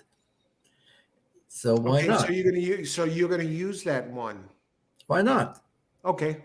And think of it this way: if you're alive going into the Classic, With him. you don't need to make a win bet on any of those horses. Yeah, sure. Those are going to be huge prices at that point. You So never. then you can fool around with other races with other exotics, because if Cuban wins, why waste time on the win bet? Because we're talking about 4-figure payoffs right there. Yeah. Yeah. Well, yeah. I mean, you're asking, you got a synthetic surface, turf to dirt. But listen, I never talk down on a 30-1 shot. Boy, can you imagine if I talk you down over that? Wow. So I never have anything negative to say about something like that, a play like that, because you could be right. And these horses, they can't read, right? Yeah. So, but anyway. And who's the second? And who do you like in the second one? So I got you listed for 2, 7, 10 in this double. I'm writing it down. So can we, and we know we'll And probably Locke had all the add, three there we'll as well. probably all add another horse here or there, Mhm. adjust things, but just to have something as a starting point here. And like I said, the Japanese horse, I'll show you, definitely got to be looking at Okay. that. So what numbers do you like in the Classic? Well, he's the 6 horse, so you definitely want to be looking at him. Okay, You wait. definitely want to be looking at Wada Barrio. Wait a Zandon, second. The you gotta look at. Japanese horse is the 6 horse? No, Ushrod. No, yeah. No, the 5, right? No, that's Derma. I got to bring up that PP again. Okay. Okay. 6 is Sorty Crown. Derma. Derma is the 5. Yeah. Mhm. Okay. So you use the 5, and the other one is the 8. And Yes. who else do you like? I know you like the Dutro. You got to respect Zandon and Chad Brown, of course. And Okay, you also 2 and got 3. Mario, you got to look at, no doubt about it. Okay, 2, 3, 5, 8. And then you may have somebody like Baffert. How could you ignore what he's done with that horse? And he's got speed too. So you definitely want to use that one. And Proxy, who I think could be there at the price. Okay. I got 2, 3, 5, 8. And we're going down. Okay. Dreamlike, Bright Future, Arabian Night, 12. And Proxy. Yeah. Okay. So you got a 3 over a 6 play initially, just for Like I said, but so we can this see. is something where you want to look at the odds too, because like I said, if you got somebody Right. getting bet heavily, then you make the adjustment. You may have to throw out a couple of horses just so you make sure you don't lose money. Okay. I get what you mean, John. Yeah, you got to make adjustments. If you see you're not going to get paid, you don't want to make a bet, win and lose money, like you just said. Robert, who do you like here in this double? Do you have some numbers for us? No, yeah. For the first leg, I was a 2, 3, 6, and 10. Okay, That's the first leg, and 3, 6, and 2, 3, 6, and 10. We got 2 of the same ones there. Okay, and in the second leg, and I go with the 10, 11, 12. Can't play them all. I wouldn't throw out Frankie's horse, Zandon.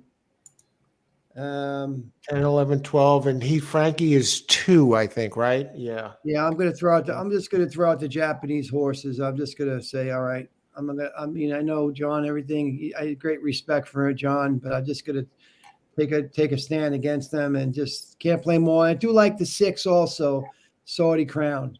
So I Okay, would that's say right. I remember how excited you were when you were talking about him. Yeah. 3, 6, 10, 11, 12. 3, 6. Can't play them all. 3, 6, 10, 11, 12. Um, 3 or 2. Zandon is Wait, 2. The 2. Or The do 2. you 2. 2. do you 2. want the 3 also or no? No, I'm going to throw out the White or 3. burial? 2, 6, 10, 11, 12.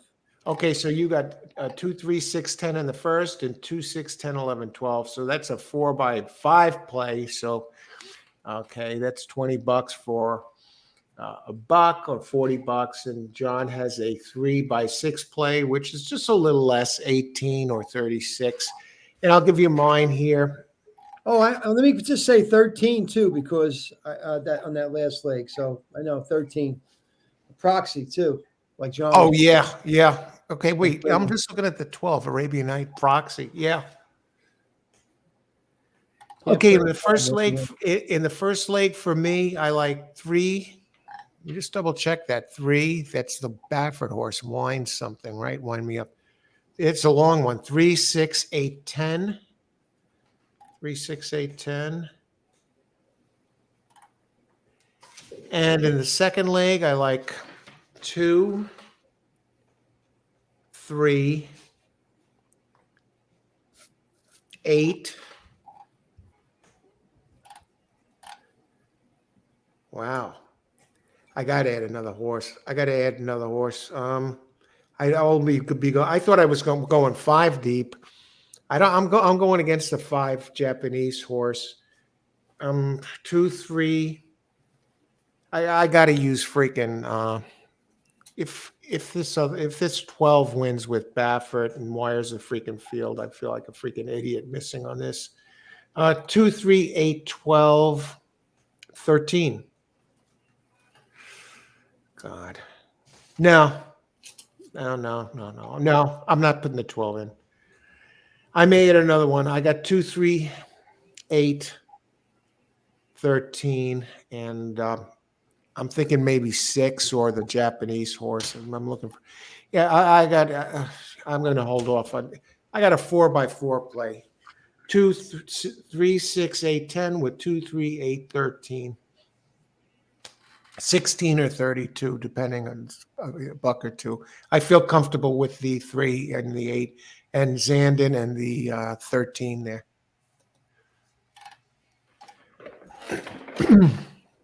Yep. All right. I think we're in good shape, and it should be an interesting couple of days of racing. No doubt.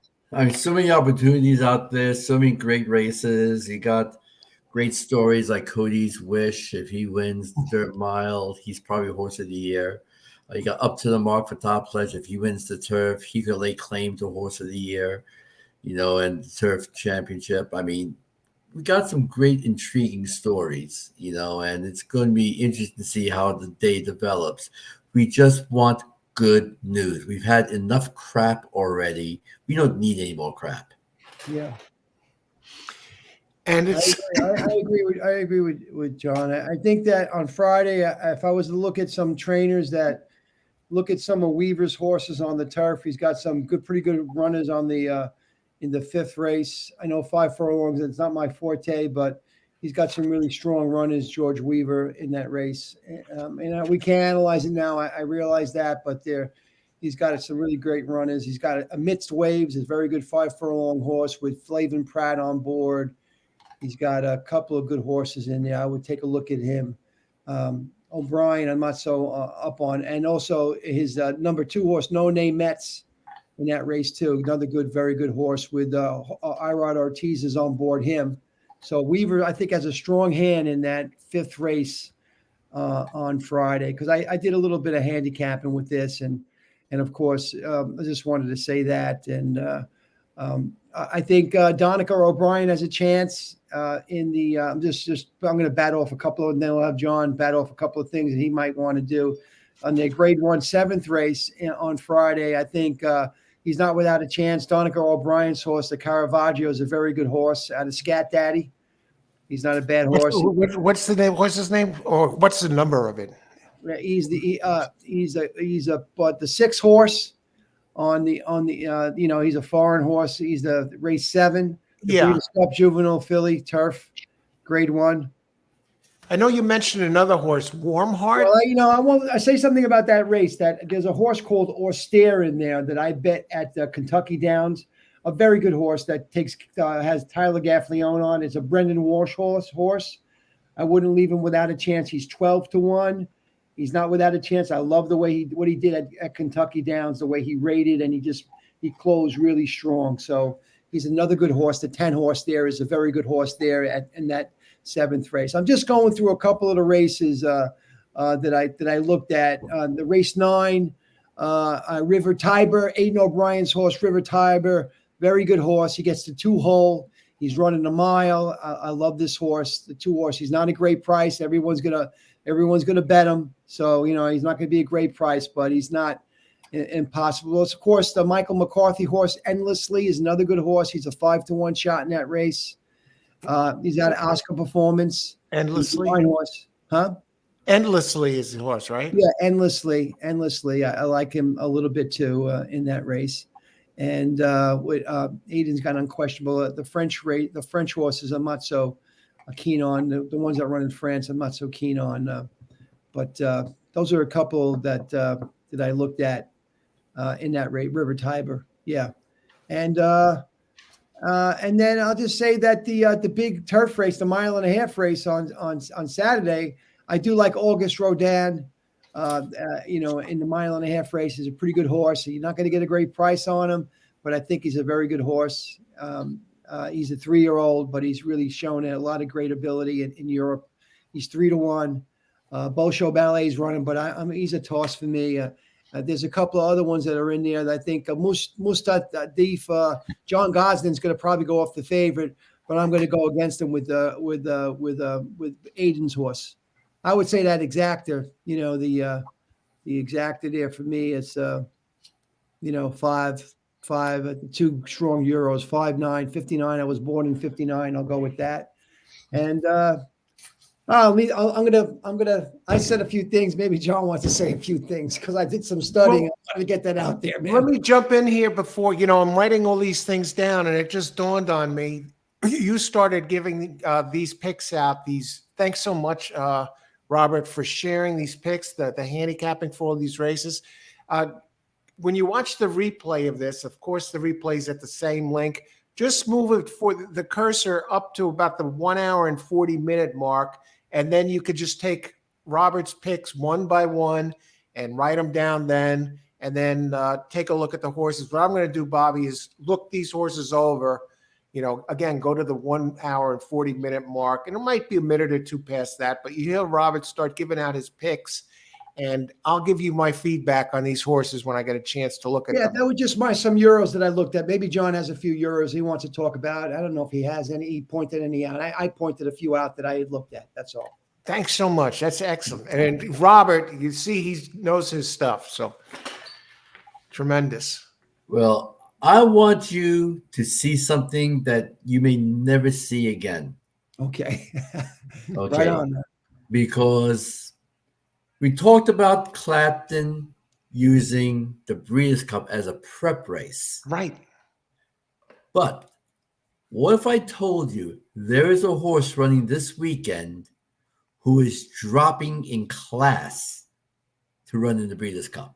I'll get my pencil. Dropping in class. Yeah. And is running in the Breeders' Cup. And is dropping in class. Who would that be? Is it Friday or Saturday, John? Saturday. Okay, Saturday. Okay. And we're going to go to the Breeders' Cup Filly and Mare Sprint. Okay. Was that race 10? No, that's race number 5. Okay, race 5. Okay, let me see. Let me go here. Race 5. Okay, got you. Okay, now look at the number 6 horse, Mikael. Uh-huh. Okay, a Japanese horse who is dropping in class. Now, why am I saying this horse is dropping in class? Look at the PP lines. Does anything stand out other than they're all grass races?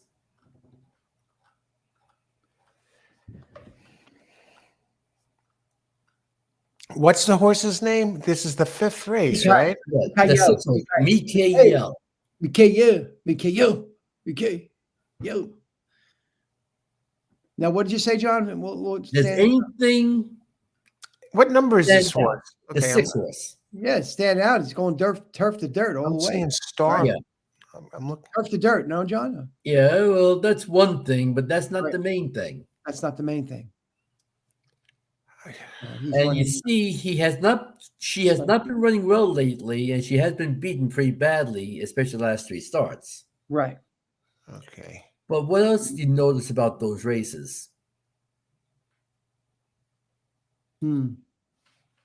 Hang on. Number 6. Other than the last 5 races being Group 1 races, they're all against the boys. Oh, you sly trombone, you. Wow. When was the last time this horse ran against girls? Right. Look at the date. How do you see that I'm looking for that on the racing form. Okay, hang on a second. How do you see that on the racing form? Okay, now this is a turf sprint. I'm just looking at something here. I'm just going to take your word for it. I mean, Hang on a When second. you okay, Okay, go ahead. Go ahead. I'm when you listening. run against the girls, you have the little letter F for females right next to the race. When was the last time he had the letter F in a PP line?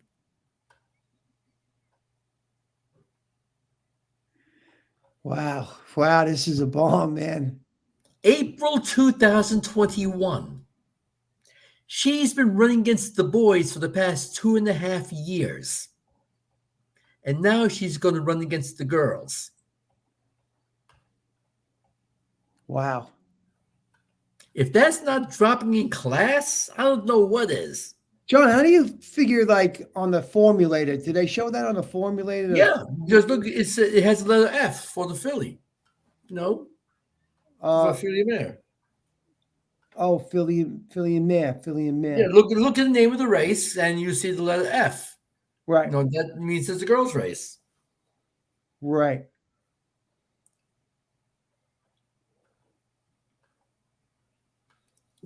So even though she is trying dirt for the first time,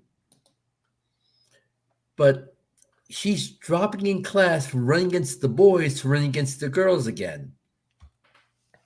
Mm. And look at the price she's going off at. Wow. That's a bomb, man. I got to. What are the odds on that? I love that angle. It's a great angle, man. It's She's a great 15 angle. to 1 morning line, and chances are she's going to be higher because everybody's going to be betting Chad Brown's horse, Goodnight Olive. Oh, yeah, Good night, Olive. You know, I think that one might be vulnerable in this race, but They say in the notes they didn't ship halfway around the world for the scenery, and it's not as if this is the strongest renewal we've seen. Very interesting. That's what the notes say. Interesting. Because as I've talked to Alan in the past about certain things, sometimes when you're handicapping, it's not all about numbers. Right. You have to look at trainer intent and things like that. Right. And maybe this horse is a dirt horse, just like the horse that won the Dubai World Cup turns out to be a dirt horse. Maybe so. I mean, look at all these grade ones. Wow. But all against the boys. Yeah, all against boys. so this is actually a class drop. I mean, class drop. Yeah.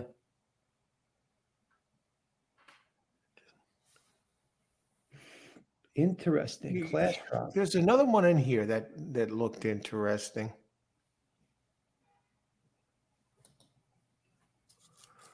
Society is going to take money. Society is going to take. Did we talk? Probably society would ask Muson's going to take money, right, John? I would think Society is the one that could upset Goodnight Olive. Well, she's got the speed. If she runs her race, she wins that race. And she did win the cotillion last year. Right. No, but that was going 2 turns. But she won the 7 furlong race at Charlestown prior to that, which some people don't realize that's also going 2 turns because it's a bull ring. But she's got the speed. And here's the thing that people may not realize. Echo Zulu, the plan was to run her against the boys in the Breeders' Cup Sprint because they wanted Society to run in this race, and Gunite was going to run in the Breeders' Cup Dirt Mile. So he doesn't run against Echo Zulu. But unfortunately, she tragically got hurt, and they've had to change those plans because of it.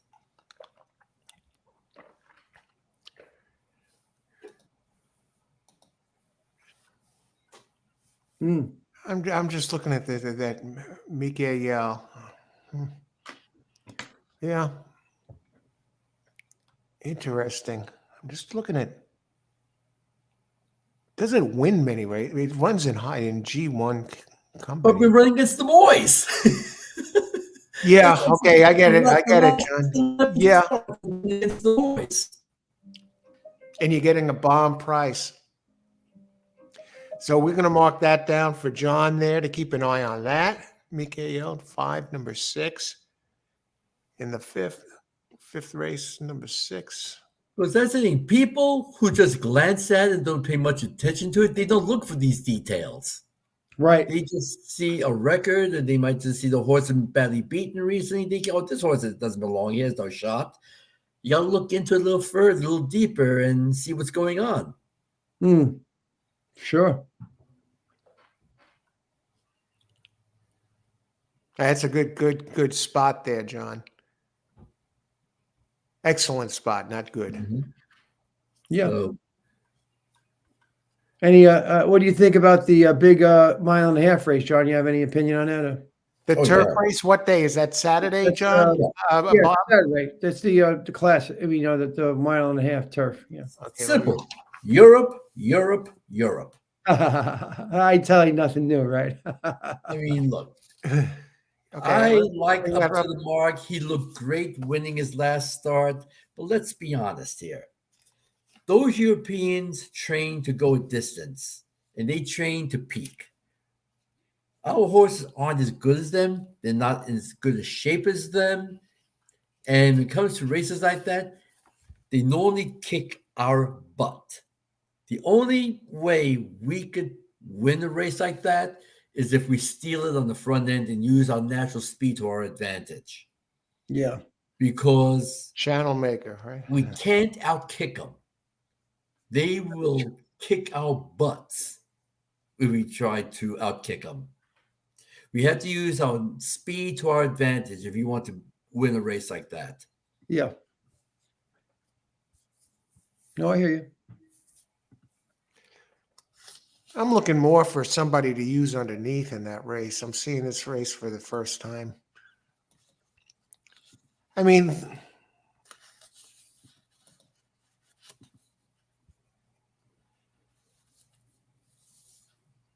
I really like Up to the Mark and most out of. Oh, I don't know. And get smoking, his scratch, by the way, from that race. Okay, 6 is scratch. Look at the numbers of the 8 with Irad Ortiz and Todd Pletcher. Up to the Mark. Mm-hmm. He's had a great year. There's no doubt about it. He's already in the 9. Who's it? Crowley and you're talking about the classic, right? The 1.5 mile. 1.5. I'm telling you, it's the horse. Well, John has said the Europeans, but the 9 is the Euro.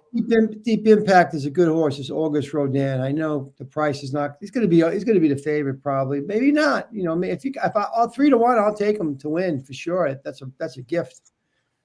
Broom is in there again, John. Broom, good old Broom. Mm-hmm. Broom is a 7-year-old, John. What do you feel about that? What number is Broom? He's 7. He's 7, and he's 7 years old, John. And he's adding blinkers. And he's still, but I'm saying he's still running at 7 years old, man. At a Breeders' Cup. You know what I mean? Wow, it's something else. It's crazy. It's the way they treat the horses really pretty good, John. No? Yes, they do. Aiden definitely knows how to do it the right way. Yeah. 7 years old running in the Breeders' Cup. Wow. Yeah. Bolshoi Ballet. I'm just looking for somebody to use a. Well, the 9 horse is a very good horse also. Gosden's horse with Crowley on him. He's a good horse too. I watched some of his races, and he's a grade 1 horse, man. He's definitely, I think, my second pick. He's a What number is that? He's the 9 horse. He's the 9 horse. I think he's going to go off the favorite, Shadewell. The Frieza Frankel, he's going to go off the favorite. I'm going to try to beat him, but with Aiden's horse. Oh yeah, I think 8 and 9 are looks like possibly the ones to beat it in the brief amount of time I've looked at it. One that's jumping out at me at a price is 4, Aiden O'Brien and Johnny V. Well, the Also, thing is, Ballet. I'm not convinced. I'm not convinced on Bolshoi Ballet being in this. August Rodin has run lights out in Europe. He has really, really exceeded his. I think is one of his best chances to win. Even though you take the 1-2 back at Ascot, he just didn't have a good day that day. But if you look at the Irish Championship stakes at 1.25 miles, boy, he looked terrific. I watched that race. He looked terrific there. Irish Derby, terrific. But that's my personal opinion. He's a 3. He is a 3-year-old. So I don't know if John wants to talk about that, but I do like Deep Impact. So the breeding. The thing is, in a race like this, I always go to Euros first. I will go with the older horses first because more experience and all that stuff. The 3-year-olds, they may look good, but to me, they have a lot to overcome in this race. Yeah. That 9 seems to be. Yeah. Seems to be getting better with age. I think the 9's going to be tough. 9, 8, 4, 4, 8, 9. I mean, look, we haven't even mentioned the horse who ran the York de Triomphe. The 2 horse. Yeah. I mean, some people say the Arc is the best race in the world. This horse ran 3rd in it. Yeah, the thing is, John, I have a tendency, you're right, and he's going to get good ground, but they always get such soft ground there, you know what I mean? And I don't know. When Freddie Head sends a horse, I don't want to take you off this horse, of course, but it's not my pick. But not impossible. But I don't know. I have a tendency because of that give in the horses always got that give. You know what I mean, John? Mm-hmm. Oh, but that's my feeling on it. But when Freddie Head sends one, even Fabre sends one, I have to take a look at it. I think I might have looked at Ernesto's races and I wasn't too impressed. But listen, I could be wrong, of course. 8-1, I ain't not gonna, could have a rates an upset chance in the notes. Why not? Yeah. I'm just looking at the 2 there. I'm just looking at big layoff. The 2? No, he ran a 3. Yeah, and 2. I'm just looking at it was off from November of 22 to August of this year. Oh, he ran well in New York, right? Held up rally, 1.5 out, stayed on well, final, nearest finish. I just feel like the Irish are just got the hand here. Irish and, of course, John Gosden has the hand here, those 2. That's my feeling. I don't know. That's what I think. I think I gave you Donica's horse, and I like the 10 the day prior. I'll bet him. I had Austere on the Kentucky Downs. He gets Rosario. I think he gets Pratt, or has got a good rider. Austere's a good horse. And I like those Weaver horses. Those Weaver horses I pointed out. Watch out for them in that 5 furlong race. You know what? I'll make a Weaver trifecta box. That's what I'm going to do. Weaver on Friday, tomorrow. Oh, okay. It's a 5 furlong race, Breeders' Cup Juvenile. Oh, wait, I think it's going to go to that 1 hour and 40 minute mark and look these over tomorrow. I'm looking at these What about 11? Frankie Dettori gets up again on King of Steel, number 11. It looks like it finished 8th, but only won. And oh, did it finish 8th? You got respect. I mean, the horse looks good out there. You got Frankie. I mean, he's been coming into the race. And he gets right back on, gets them out again. Got respect. Coming back on, am I seeing correctly? It's coming back in 11 days? Yeah, they do things differently in Europe. Sure, they come back and win, man. They come back and win. Well, it's only a 3-year-old, so it should be able to bounce back. It's not a little more than maybe an older one would at that age.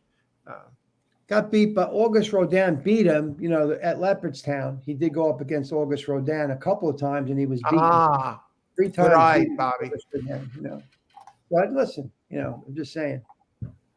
Carrying 129, and how much is Rodin carrying today? He's got to be carrying, he goes from 129 to 122. Wow. That's a nice break. Wow. Especially at 1.5 miles, the weight makes more of a difference. So you could bump him up a little bit in the speed department. Gosling horse has age. Gosling horse has age, and he definitely has more experience. So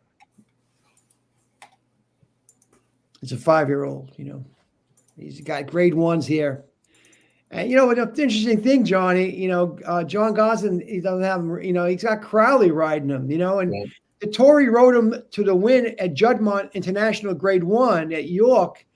But Dettori gets off to ride the other horse, King of Steel. That's interesting. Yeah. You got to wonder if they go. And Crowley's been riding this one all along, and you got to wonder if it was Dettori's decision or they want to stick. Yeah, with maybe. Crowley. Yeah, you're right. You're right. You pointed that out, John. I mean, Alan, you're right. Crowley has been riding him. Well, he has to go with him, right, John? He has to go with him here. Definitely. He did. They're very honorable out there. Yeah. Well, I like John's pick in that race 6, the Japanese horse Mikkei Yai. I'll have him, man. That's an interesting going against. Like I said, you don't see class drops too often, and that's a class drop. And that's a nice catch. Class drop, right? Going from the males down to the. What race was that? That was a Saturday race, right? Yeah. Yeah. What race was that? Sprint. It's the race with Goodnight Olive. What is that? Race 6 or 5? 5. Race 5. Race 5. Okay. Goodnight Olive. It's the number 1 horse in that race. Right. Gotcha. 6 to 5. And you picked the other one out, Robert. What was it? Society something? I think that one can. I think that's the one that could upset Goodnight Olive if she runs her race. Yeah. Sure. Yeah. Well. Gentlemen, it's been nice, man. Guys, it's been an absolute blast. And hopefully everybody, if you watch this again, you got a couple days to actually, if you want tomorrow's picks, you may want to watch this earlier, but they start later in the day. So some of these fancy picks start around the 1 hour and 40 mark. So you may want to jump forward to that and write them down, or you take it a little at a time and take a look at these horses, because you got John, a pro in this business, professional handicapper, Yes. and analyst, and in this game for years, a winning analyst, and Robert here, he's been giving out picks, and you see him on this show numerous times. The picks he's given out and the work he puts into this. He just gave us a lot of picks here, right, which opened up at second stage of the show. Yeah. So for races both Saturday and Friday and Saturday. I don't know. It's weird this year, but I think what John said was you got to really look at the board, the tote board. I mean, look at the and then make your picks, because you might get some good prices on some horses that are not, you know what I mean? But right now it's tough to me. It's pretty tough. It's a tough field, really. I don't know, John, about you, but I think it's a little bit tough this year, but Oh, you're getting some prices in different races. You just have to hope to get lucky. I remember last year on a Friday, Simon Callaghan had a Magna Tabor horse. It was a Magna Tabor horse, and running for them with the colors, the O'Brien colors. And boy, that was a bomb. It was like, oh, he paid like almost $30. And I said, wow, I let that one get away. I mean, but I don't see anything like that this year in terms of that 30 to 1, shot, whatever that high price horse. But listen, things can change. So Yeah. Hey, and there is one thing that's going on this week. It's this weekend. It's that time of year again. Am I seeing correctly, or the Kentucky Derby Supers Pool futures has opened up? Yeah. All right, Bobby. I'm Bobby? sorry. Oh yeah. Oh no, it's that time of year again. The Kentucky Derby futures opens this weekend.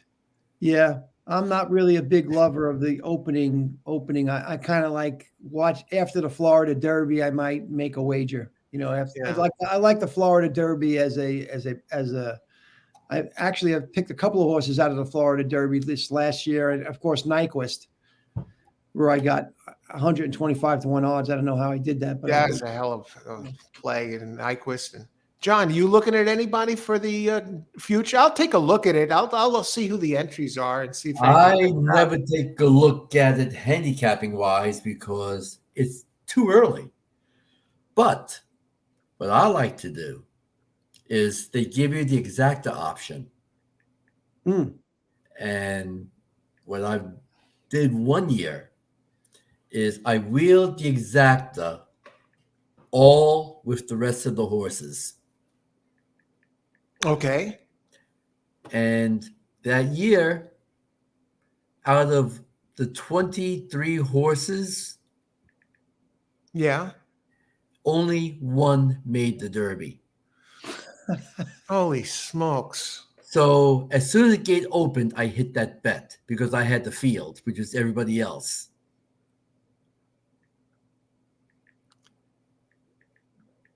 wow. And that's the way I look at it.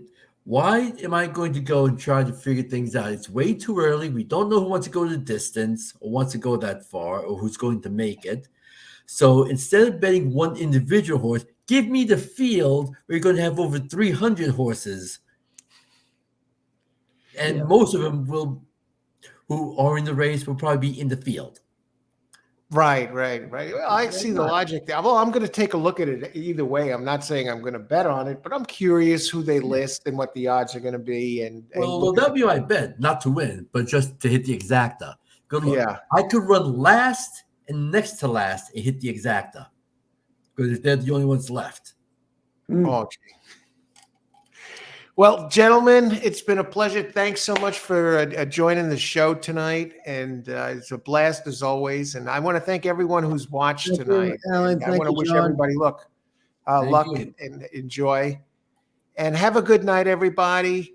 Bobby, John, thanks again. Talk with you soon. Let's go get them tomorrow. And Saturday. Okay, you too. Have a good night, everyone. Good night. Night.